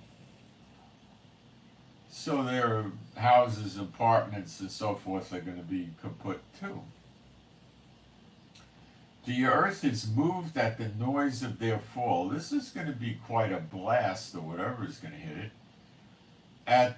At the cry, the noise thereof was heard in the Red Sea. See, it's heard in the Red Sea. It's not Jordan, it's Yemen. Behold, he shall come up and fly as the eagle, and spread his wings over Bozrah. And at that day shall the heart of the mighty men of Edom be as the heart of a woman in her pangs. These pride and arrogant, anti-God, anti-Yeshua, anti-Israel murderers are going to hit a brick wall at 100 miles an hour very soon. Concerning Damascus, Hamat confounded, and Arpad, for they have heard evil tidings. They are faint-hearted. There is sorrow on the sea. It cannot be quiet. Damascus is waxed feeble, and turneth herself to flee. And fear hath seized on her. Anguish and sorrows have taken her as a woman in travail. How is the city of praise? Well, King David used to rule out of Damascus. Not left, the city of my joy. Therefore, her young men shall fall in her streets, and all the men of war shall be cut off in that day, saith Jehovah of armies. So the whole men of war, all of those lunatics running around there are going to be kaput. And I will kindle a fire in the wall of Damascus, and it shall consume the palaces of Ben-Hadad. It will be a ruinous heap, Damascus. Concerning Kedar and concerning the kingdom of Hazor, which Nebuchadrezzar king of Babylon shall smite, thus saith Jehovah, arise you, go up to Kedar, and spoil the men of the east, their tents and their flocks shall they take. See, here he's placing this passage to the time of Nebuchadrezzar, so not the others. They shall take to themselves the curtains and all their vessels and their camels, and they shall cry unto them, fear is on every side. Flee, get you far off. You see, Lebanon is in fear on every side right now, where, 10 days ago that wasn't the case. It happens fast. Flee, get you far off, dwell deep, O you inhabitants of Hazor, saith Jehovah. For Nebuchadrezzar king of Babel hath taken counsel against you, and hath conceived a purpose against you. Arise, get you unto the wealthy nation that dwelleth without care, saith Jehovah, which have neither gates nor bars, which dwell alone. And now, I think it would be Saudi Arabia as a candidate, Oman possibly, UAE maybe, or Kuwait. Those are the candidates. And their camels shall be a booty. Well, they have these $1 million camels. They race camels in these countries.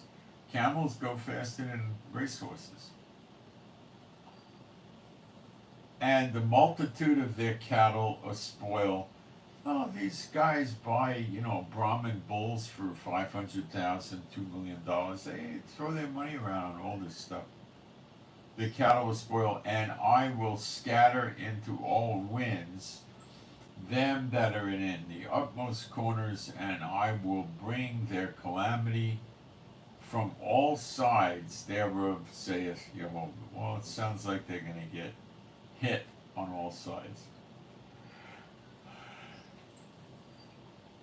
And Hazor shall be a dwelling for dragons, and a desolation forever. There shall no man abide there, nor any son of man in it.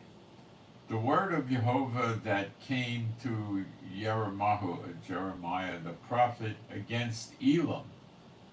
Now, Elam is composed of pieces of Iran, Iraq, and Syria. So, the governments that control these pieces of these countries is Iraq, Syria, and Iran. So I would say it applies to those three countries. Gog and Magog in Ezekiel 38 is not called Iran or Elam. It's called Persia, as in perhaps the Persian Empire. There is no Persia today. There's no Elam either, but I mean, you're not exactly in grievous error if you refer to Iran as Persia, but let's keep reading and show how it fits together. Elam in the beginning of the reign of Zedekiah, king of Judah, saying, Thus saith Jehovah of hosts, Behold, I will break the bow of Elam, the chief of their might. It's easy to understand. This is written 1,000 years ago. There were no missiles. What does a bow do? You pull your arrow out of the quiver, you pull the drawstring back, you let go, and you fire an arrow. What is it today? A missile launcher and a missile. And it says, chief of their might. What is the strength of Iran today? Iraq, Syria, and all that. What's their strength? The missiles. That's the chief of their strength. And upon Elam will I bring the four winds from the four quarters of heaven, and will scatter them towards all those winds. And there shall be no nation whither the outcasts of Elam shall not come. They want to destroy Israel and drive Israel into all the nations again, into captivity, into the diaspora. It happens to them. Yep. Watch, wait for it. For I will cause Elam to be dismayed before their enemies. Enemies plural. There's going to be a lot of people hitting them. Well, I don't know how many, but more than one.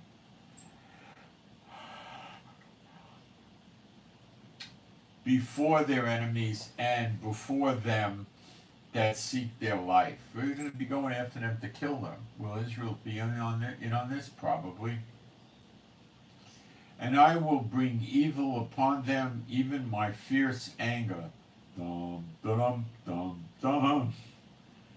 Adios, Elam. And I will send the sword after them till I have consumed them. So that's what they want to do to Israel. You got to understand. Get us to leave Israel, make it a Muslim country, no temple going up, no nothing, right? And scatter us in the nations and then chase after us and kill us in the nations.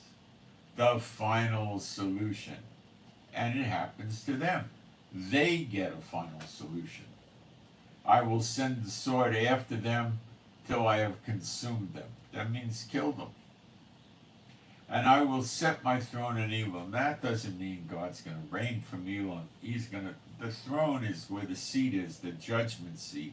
He's going to judge him. He's not going to actually physically go there. It means he's going to judge him in Elam. And will destroy from thence the king and the princes, saith, that's their heads, And it shall come to pass in the latter days that I will bring again the captivity of Elam, saith Jehovah. That's why you can see when the time for Gog and Magog comes, which is 60 or something years from now, according to the 270s of Daniel 9:24. Daniel 9:24 doesn't say 70 weeks. In every single Hebrew manuscript you could find, it says 70 70s. The first 70 was Babylonian captivity. The second 70 starts with the appearing of the sign of the Son of Man, and that should be on or around the time when the sun goes dark, the moon turns to blood, and the actual return of Yeshua is at the end of Gog and Magog, the end of the tribulation, and just before that you will see the moon go dark, the sun go dark, and the stars fall from heaven and not give their light.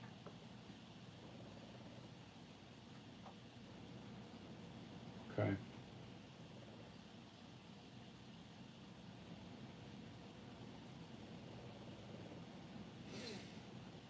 All right. So this Elam gets destroyed, and it bounces back for Gog and Magog as Persia. We call it Persia. It's probably a larger empire. It's easy to understand. And why the church isn't teaching you this? So they're not teaching you all the other stuff too. I can't be responsible for what the church does or doesn't do. I could illuminate you to their errors. That's about all I could do. Let me take a quick stroll through the chat and see if I've got questions that need to be answered, and I'll answer them. Or prayer requests.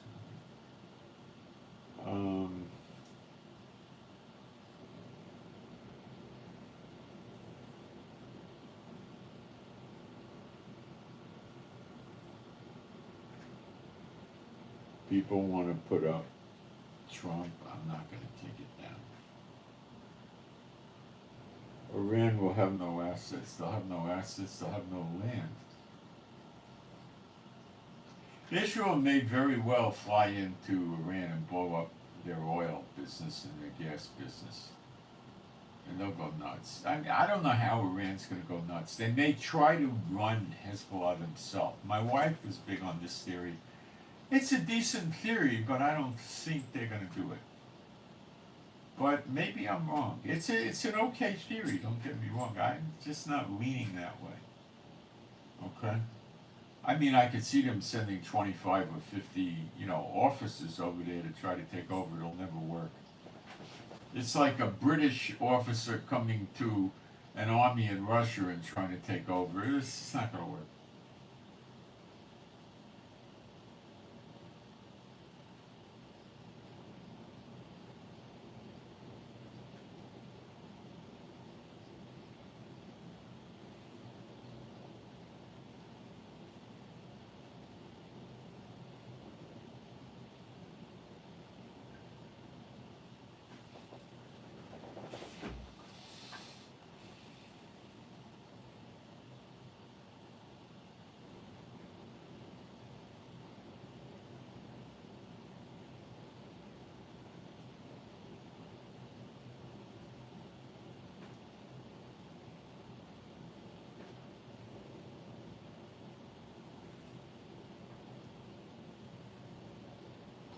Poland involved. I'll cover Poland in a minute when I do Jeremiah 30, verse 11. Let me finish the chat. I'll get there in a minute. We have 2 minutes, something like that.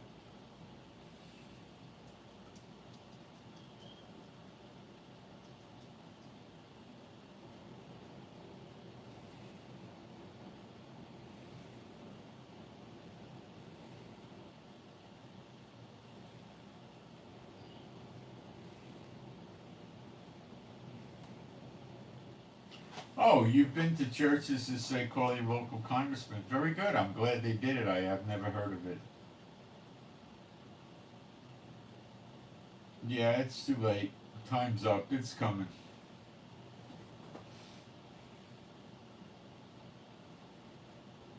If your comments aren't allowed, that means you're hitting my word block list. So you're 99% saying bad things. If you're not, send me an email. My email address is at the top, and I'll post your message. But 100% of the time, people say what you say, and I give them that response. I've never seen one respond to me.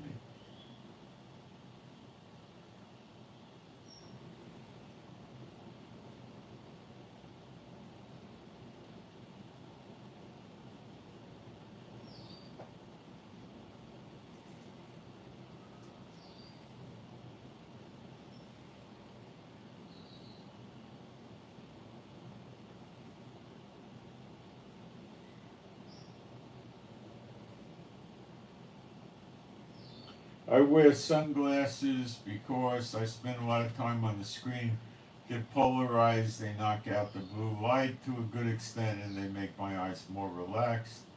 I got old eyes.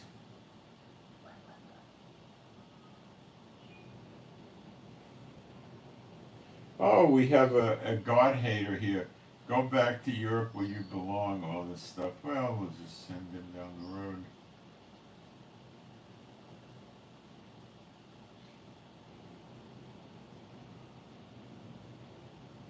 BRICS is scheduled to implement October 22nd, or October 24th. It's a 2-day, 3-day, 3-day conference for BRICS, a summit. I believe it's in Russia, October 22 to October 24. Okay, how is Poland going to be affected in countries like that? This is what the church doesn't teach you. All right, I'll go through it. Why not? Jeremiah 30. Be prepared to be shocked. But it's in your Bible. It's in all your translations. The fact that the church doesn't teach it doesn't mean you shouldn't know it.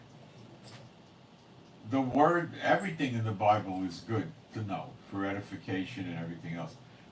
Jeremiah 30, verse 1. The word that came to Jeremiah from, it's Yeremahu is his real name, but we'll call him Jeremiah for today, from the Lord, saying, Thus speaketh Jehovah, wait, let me get caught up. Jehovah Elohim of Israel. Notice he refers to himself as Jehovah God of Israel.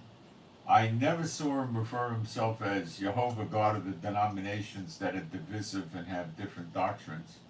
Never saw that. Saying, Write thee all the words that I have spoken unto thee in a book. It's a safer. The word is called safer. It could be a scroll. Probably is a scroll. They didn't have printing presses back then. For lo, that I know of, I doubt they did.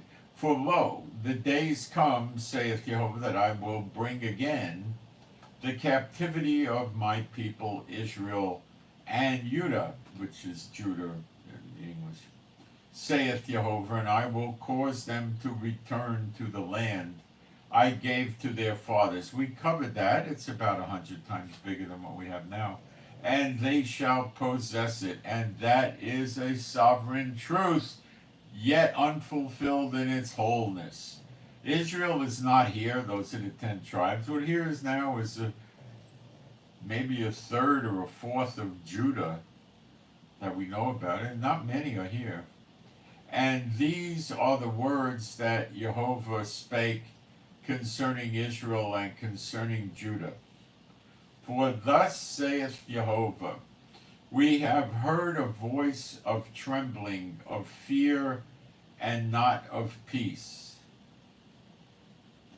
So we could forget about the man of peace coming in, making a 7-year covenant. That's not for now. Throw that 60 something years in the future and you might have something. Gog and Magog, but not now. For thus saith Jehovah, we have heard a voice of trembling, of fear, and not of peace. Ask you now and see whether a man doth travail with child.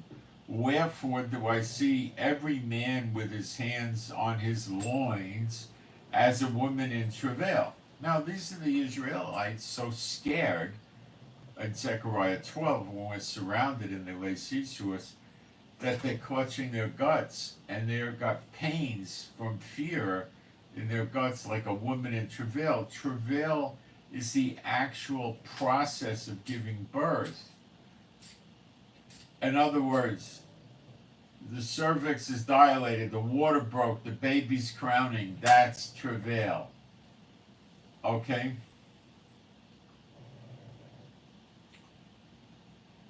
As a woman in travail, faces are turned into paleness. All the blood's rushing to their guts. Their faces will get like a chalky color. Alas, for that day is great, so that none is like it. But it is even the time of Jacob's trouble, but he shall be saved out of it. Jacob's trouble is Zechariah 12. He shall be saved out of it. They don't all get saved out of Gog and Magog. It doesn't lend itself. This is Zechariah 12, Jacob's trouble. And we're in it now. We're not finished with it, but we're in it. But it's the day. It's actually called, for that day is great. It's an actual day, Jacob's trouble. We're getting there. We're not quite there yet. For it shall come to pass in that day, saith, that's the same vernacular used in Zechariah 12, that day. Say it's the day of vengeance. The church doesn't teach you that either, I know. Saith Jehovah of hosts, that I will break his yoke from off thy neck, and will burst thy bonds, and strangers shall no more serve themselves of him. No more Biden and the UN and all these other countries telling us what to do. But they shall serve Jehovah Elohim, and David the king, whom I will raise unto them. Therefore fear thou. It's from the line of David. There's an anointed prince in the next temple from the line of David. And that's found in Ezekiel 45. And the church never teaches that either, but it's in Ezekiel 45. You'll read a lot about the anointed prince in the next temple. And that's not New Jerusalem. New Jerusalem has no temple. O my servant Yaakov, saith the Lord, neither be dismayed, O Israel, for lo, I will save thee from afar, and thy seed from the land of thy captivity, and Yaakov, or Jacob, shall return and shall be in rest, be in quiet, and none shall make him afraid. Well, that doesn't sound like the man of sin. None shall make him afraid. For I am with thee, saith Jehovah, to save thee. And the word for save is to yasha, salvation thee. To salvation thee. Yeshua means something like provider, giver, salvation. Though I make a full end of all nations, whither I have scattered thee. Whoa! Though I make a full end of all nations, whither I have scattered thee. This goes back over many centuries. The Israelites have been scattered into all 50 countries in Europe, every one of them. They've been scattered into all of the 12 or 15 countries of South America, as far as I know. They're still there. There's 6 or 8 Central American countries scattered there too. Mexico, tons of Jews. Canada, and America, tons of Jews. North Africa, Morocco, Algeria, Egypt, all over the place. They're in Kenya, South Africa, Asia, yeah, places in Asia. Yes, they've been scattered. I would say 100, 125 countries. This is why I'm telling you world war is going to come. And Nasrallah just pushed everything, his death, pushed everything further because Iran can't stand for not having a proxy on Israel's border. And probably in 2, 3, 4, 5, 6, 7 or so days, they're not going to have one. And they're going to try to set up Syria, and that's not going to work. Syria is a discombobulated mess. Assad is trying to run the country. There's revolutionaries in Syria that hate Assad, and they occupy pieces of Syria, and Assad and his soldiers won't come in there. They're having parties, giving out sweets in the street because Israel killed Nasrallah. I put videos of this up and pictures on my Telegram. They actually did this.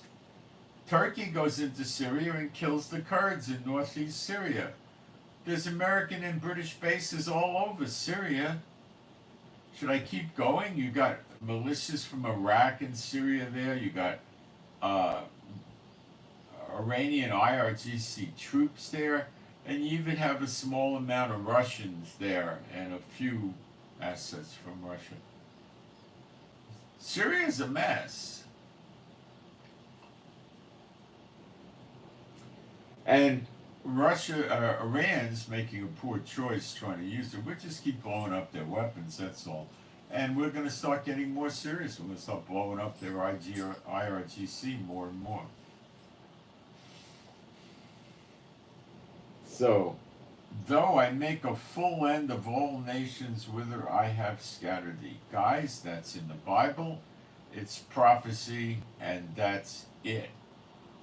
If you're a believer in Yeshua HaMashiach for real, you will be changed to everlasting life when he appears in the sky, which is not to return to earth, and you will come in the next great exodus to Israel, and you will be an Israelite.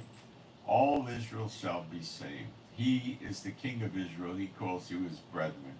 How the heck can you not be an Israelite? You tell me. Tell me. I don't know.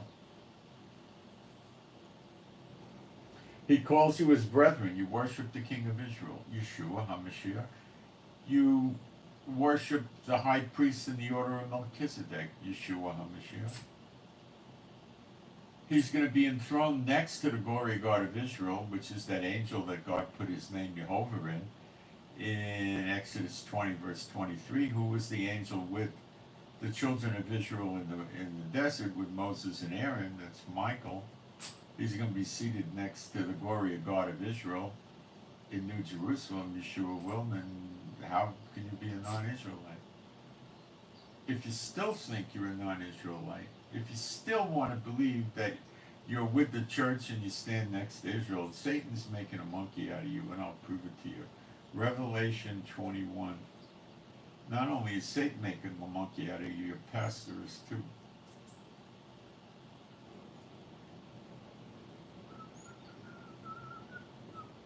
Oh, we'll start in Revelation 21:10. Let's go there. And he carried me away in the spirit to a great and high mountain. That's probably Mount Zion, that will be built back where the next temple will be, which is not New Jerusalem. The temple precedes. A high mountain, and showed me the great city, the holy Jerusalem, descending out of heaven from God. Now, if America is such a great country and Israel is such a bunch of scumbags, why doesn't God call this new holy city Holy New York, or Holy Washington, D.C., or Holy Los Angeles, or Holy Miami? Why does he call it Holy New Jerusalem? Because it's coming down over Israel, his people, his country. But if you're in Yeshua, you're his people, and you will live in his country. Let me keep going. Having the glory of God, that's Michael, the angel with the name of Jehovah in him, and her light was like unto a stone most precious, even like a jasper stone, clear and crystal, and had a wall great and high, and had 12 gates, and at the gates 12 angels, and names written thereon, which are the names of the 12 tribes of the children of Israel. So, each gate to get into New Jerusalem, of which there'll be 12, 3 on each side,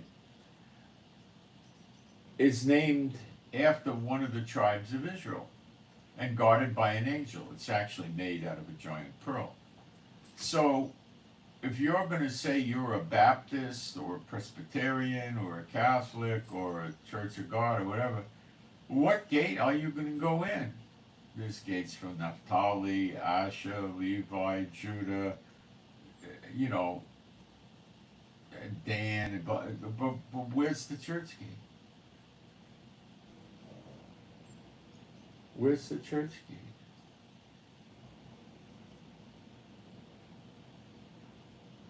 You enjoy sitting in some building on Sunday watching some schmuck at the pulpit make fun of you? I'm sorry.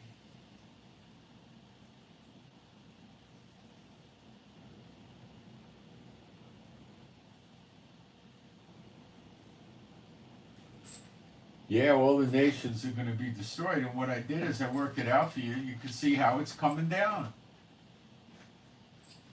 That's what I did today.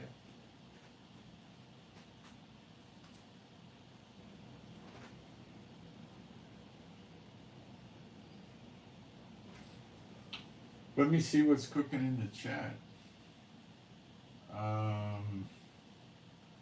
I got to do anything here, let's see. Will BRICS implement? Yeah, October 22nd they're scheduled. They're going to call it BRICS Pay, I believe. It's a digital currency like a Bitcoin kind of deal, but they're securing it with some assets that the countries pledge. The parable of the fig tree. Well, that would be for another day, I'm afraid. Gramps, go to bed. Well, why don't you pray that you die before you get old, genius? Show you how smart you are. Now I'll block you.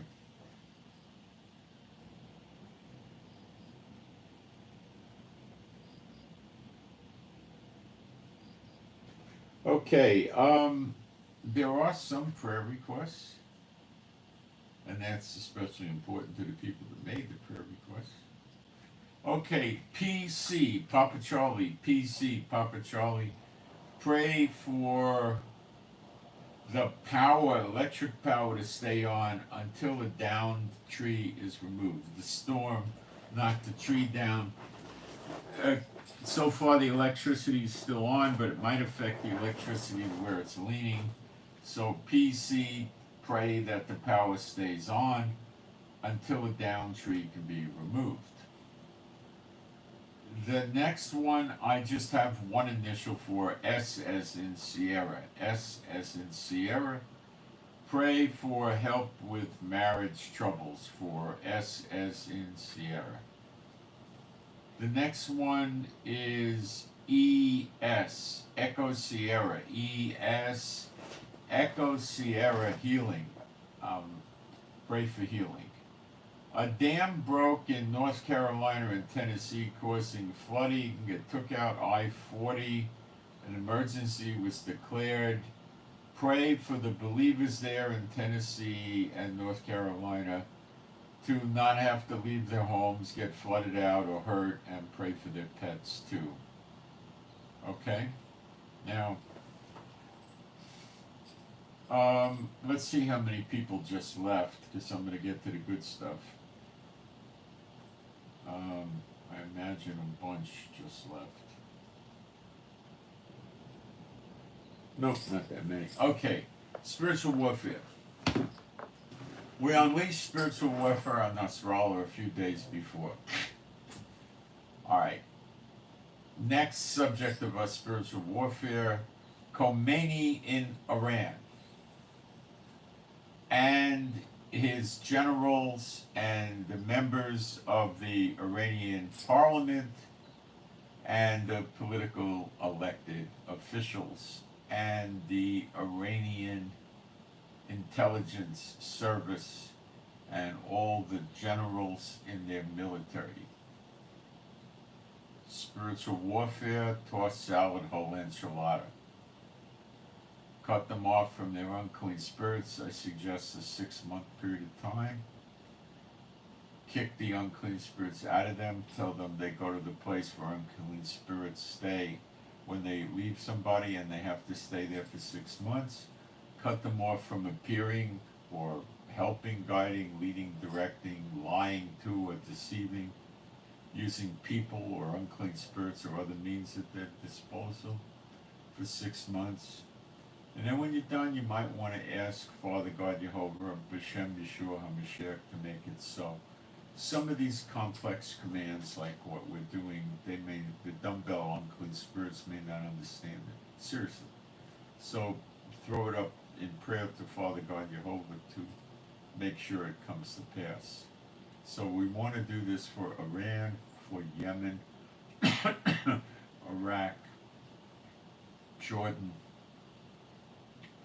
Saudi Arabia, and Egypt. Let's go for the whole 9 yards. In Turkey. Let's get on with this. You want this to drag out more and more? I don't. Okay, you could ask me questions if you need help. And if you want to learn more about spiritual warfare, I have a whole Telegram channel on it with all the scriptures. I work it out in great detail for you.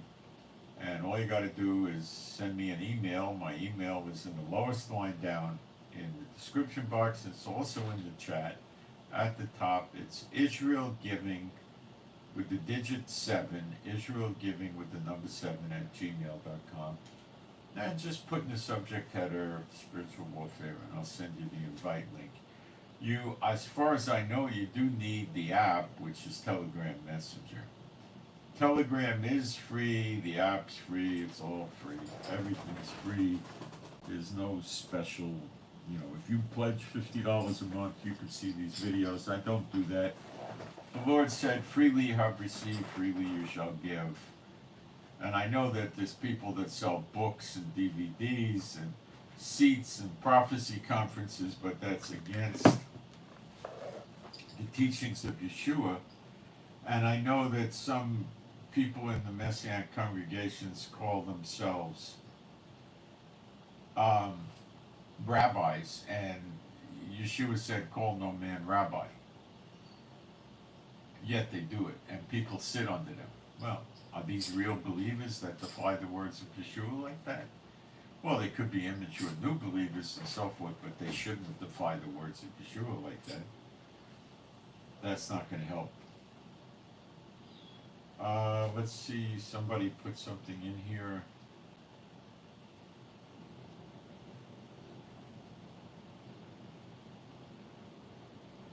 What did somebody...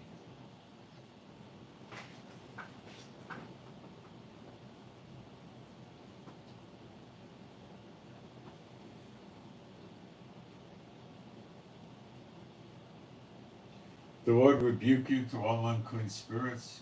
You're not going to reverse God's plans like that, and you need to do it in the name of Yeshua HaMashiach. You're just going to go, all you unclean spirits, go out from everybody in the world and go off the planet and never bother anybody. Come on, you're going to reverse God's plan. That's silly. Someone wants us to pray for letter C's, okay, relationships and marriage, okay? Prayer request for somebody using the initial C, like Charlie, for relationships and marriage. Pray for them. Someone wrote context, please. I don't understand your comment. I don't know context of what, so I can't respond to it. If you clarify, I will.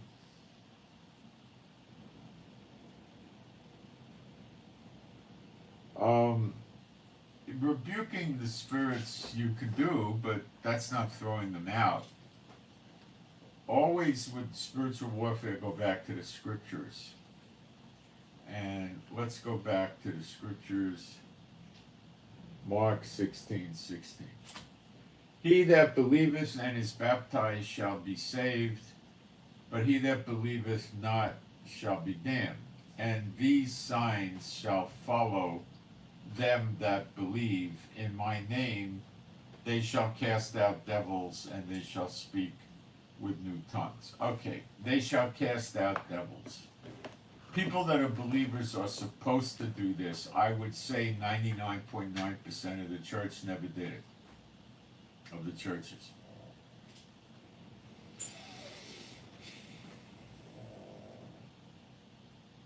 Yeah, and you got goofballs like Copeland and Benny Hinn, they do it. But they don't do it for real, they're just playing with you. You know, Benny Hinn takes his sport coat and waves it and makes believe he's throwing demons out. You know. Look, there's guys that I know one that was doing this, definitely demonic, okay? Was wandering around the street until he found somebody, was calling it fishing. And then we get the person healed. What was this idiot doing? He had a demon. He was walking around the street until he could find somebody that also had a demon that didn't want the demon. And the demon was making them ill with their joints or limbs, or causing pain or pressure and things like that. And he would use his spirit to go to the spirit in this strange person and ask him to come out or leave the person alone. And then the person would appear to be healed. And that's what he did. Various Satan bots have demons in them. They're worshiping the devil. They have demons in them that are making their heart or their kidney or something suffer badly. And then they think they get healed by Satan because he just tells the demon to stop bothering the person's kidney. And they say, oh, I got healed. I got a new kidney. They're dumber than they think. They think they're so smart, like Nasrallah did. You know, they're smart until, like Nasrallah. What happened to Nasrallah yesterday? He winds up in the pit. He goes, what's going on? Where's Muhammad? Where are my virgins? Why don't I have clothes? Why is it so dark and hot? And why are all these worms here? And nobody answering them. That's Nasrallah in the pit today. When they wind up in the pit, they're believers. All of them. But it doesn't do them any good.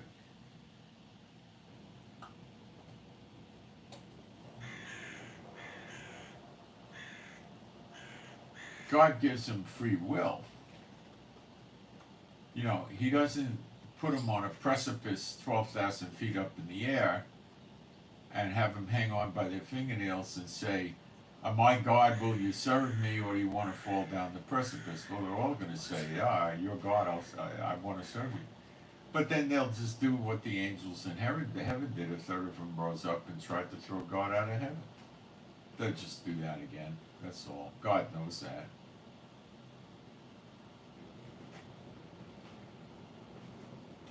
That's why the beast and the false prophet are going to do signs and wonders, because people will be following the two witnesses with signs and wonders, and they'll go along with the law and everything else. But then when they see the evil ones doing signs and wonders, they'll gravitate to that because they feel more comfortable with the evil. That's what the evil ones are going to do. Not everybody's going to be saved. So if you realize you're Israel, then ask yourself why you're receiving the true gospel, which is what I'm teaching. The churches don't teach that. And when the scripture says to the Jew first, then the Greek, and in other places says to the Jew first, then the heathen, and then how do you explain you're receiving the true gospel first? If you're a Greek or a heathen, it wouldn't be the case, would it? So you should start asking yourself who you really are. Church doesn't talk like this. So Yeshua told the 70, when you come up to a house, send your shalom, your peace to the house. And if the Son of Man be there, will rest on the house. If not, it will return unto you. Gee, why didn't the church ever teach you that? Well, they don't want you doing it to their house or their church because your peace will come back upon you. Ask yourself for a better, go look for a better reason. Let me know if you find one. I don't think you will. Maybe you can. But keep the spiritual warfare going on these countries, and you'll see. I told you when the pagers blew up that we had a shift in things. We're going into a different phase. God is mocking them. Many of their privates got blown off. God is mocking them, and the mocking precedes their destruction. So let's pound the enemy. Again, special emphasis on Khomeini and Iran. The intelligence apparatus, the generals in the military, the legislature, and all elected and appointed government officials. Just go for the whole thing. Okay? Get all the Syrian government, all the Iranian military and terrorists in Syria and their leaders. Go for them. Go for Yemen, Saudi Arabia, Egypt, and Turkey.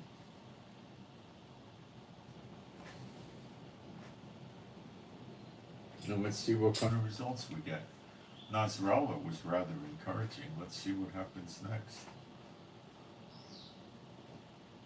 So I don't know what's going to happen in Israel, except we're going to keep bombing them and attacking them until their capability is down.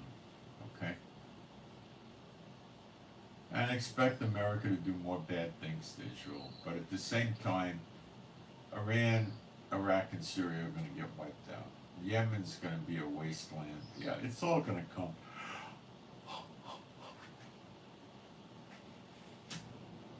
It's all going to come. So I hope I was able to develop it with you today and show you what's going on. All the nations that he dispersed the Israelites into have been destroyed, but not the people. If you're a real believer, you will come on the next great exodus with the Israelites to Israel, get an equal share of the land. And I'll read that to you. It's in Ezekiel 47. It's 3 verses. It goes fast. This takes place after Zechariah 12. Oops, I'm in the wrong place. Ezekiel 47, the last 3 verses, 21 it starts with. So shall you divide this land unto you according to the tribes of Israel. This is after Zechariah 12. In verse 6, you see the 2 witnesses burn them up, the enemies round about on the right hand and the left hand. That's when the 2 witnesses start working, which could be in the next days or weeks, and the church doesn't teach you that. Zechariah 12:6.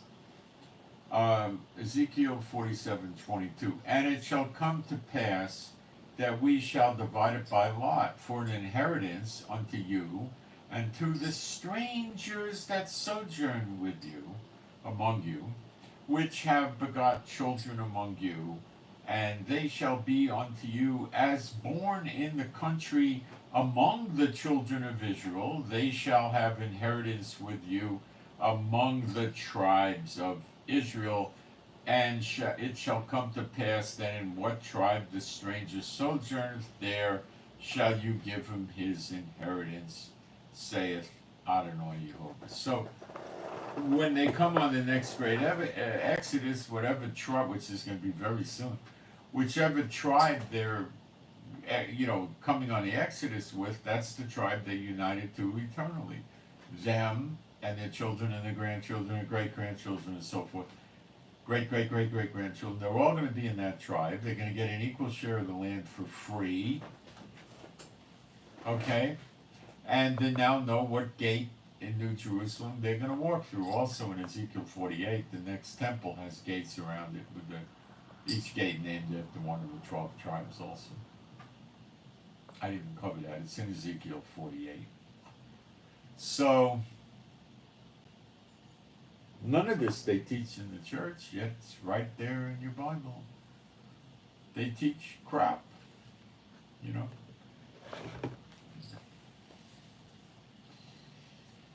So, I'm Moshe. Please pray for me and my wife, for our peace, safety, protection, joy, healing. Pray for our finances. Pray for our payment processors to stay good with us.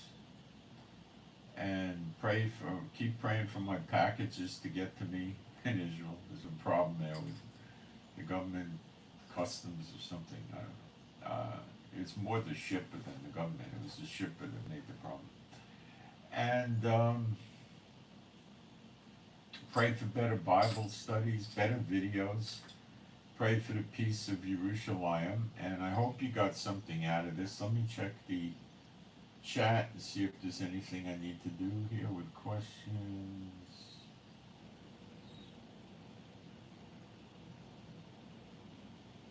No, I don't think so. So, I send my Shabbat Shalom to all those who love Yeshua HaMashiach, and I suggest you subscribe so when the eggs start hitting the fan, you'll get my emergency live stream updates. And please hit the like button. It takes you 2 seconds. It helps with YouTube. Very few people do it, but please do it. And let's see what I'm at. I'm a little over 2.5 hours or something. That's not that big. Keeping it down as best I can. Okay, kids. So that's it. I'm out. Thank you.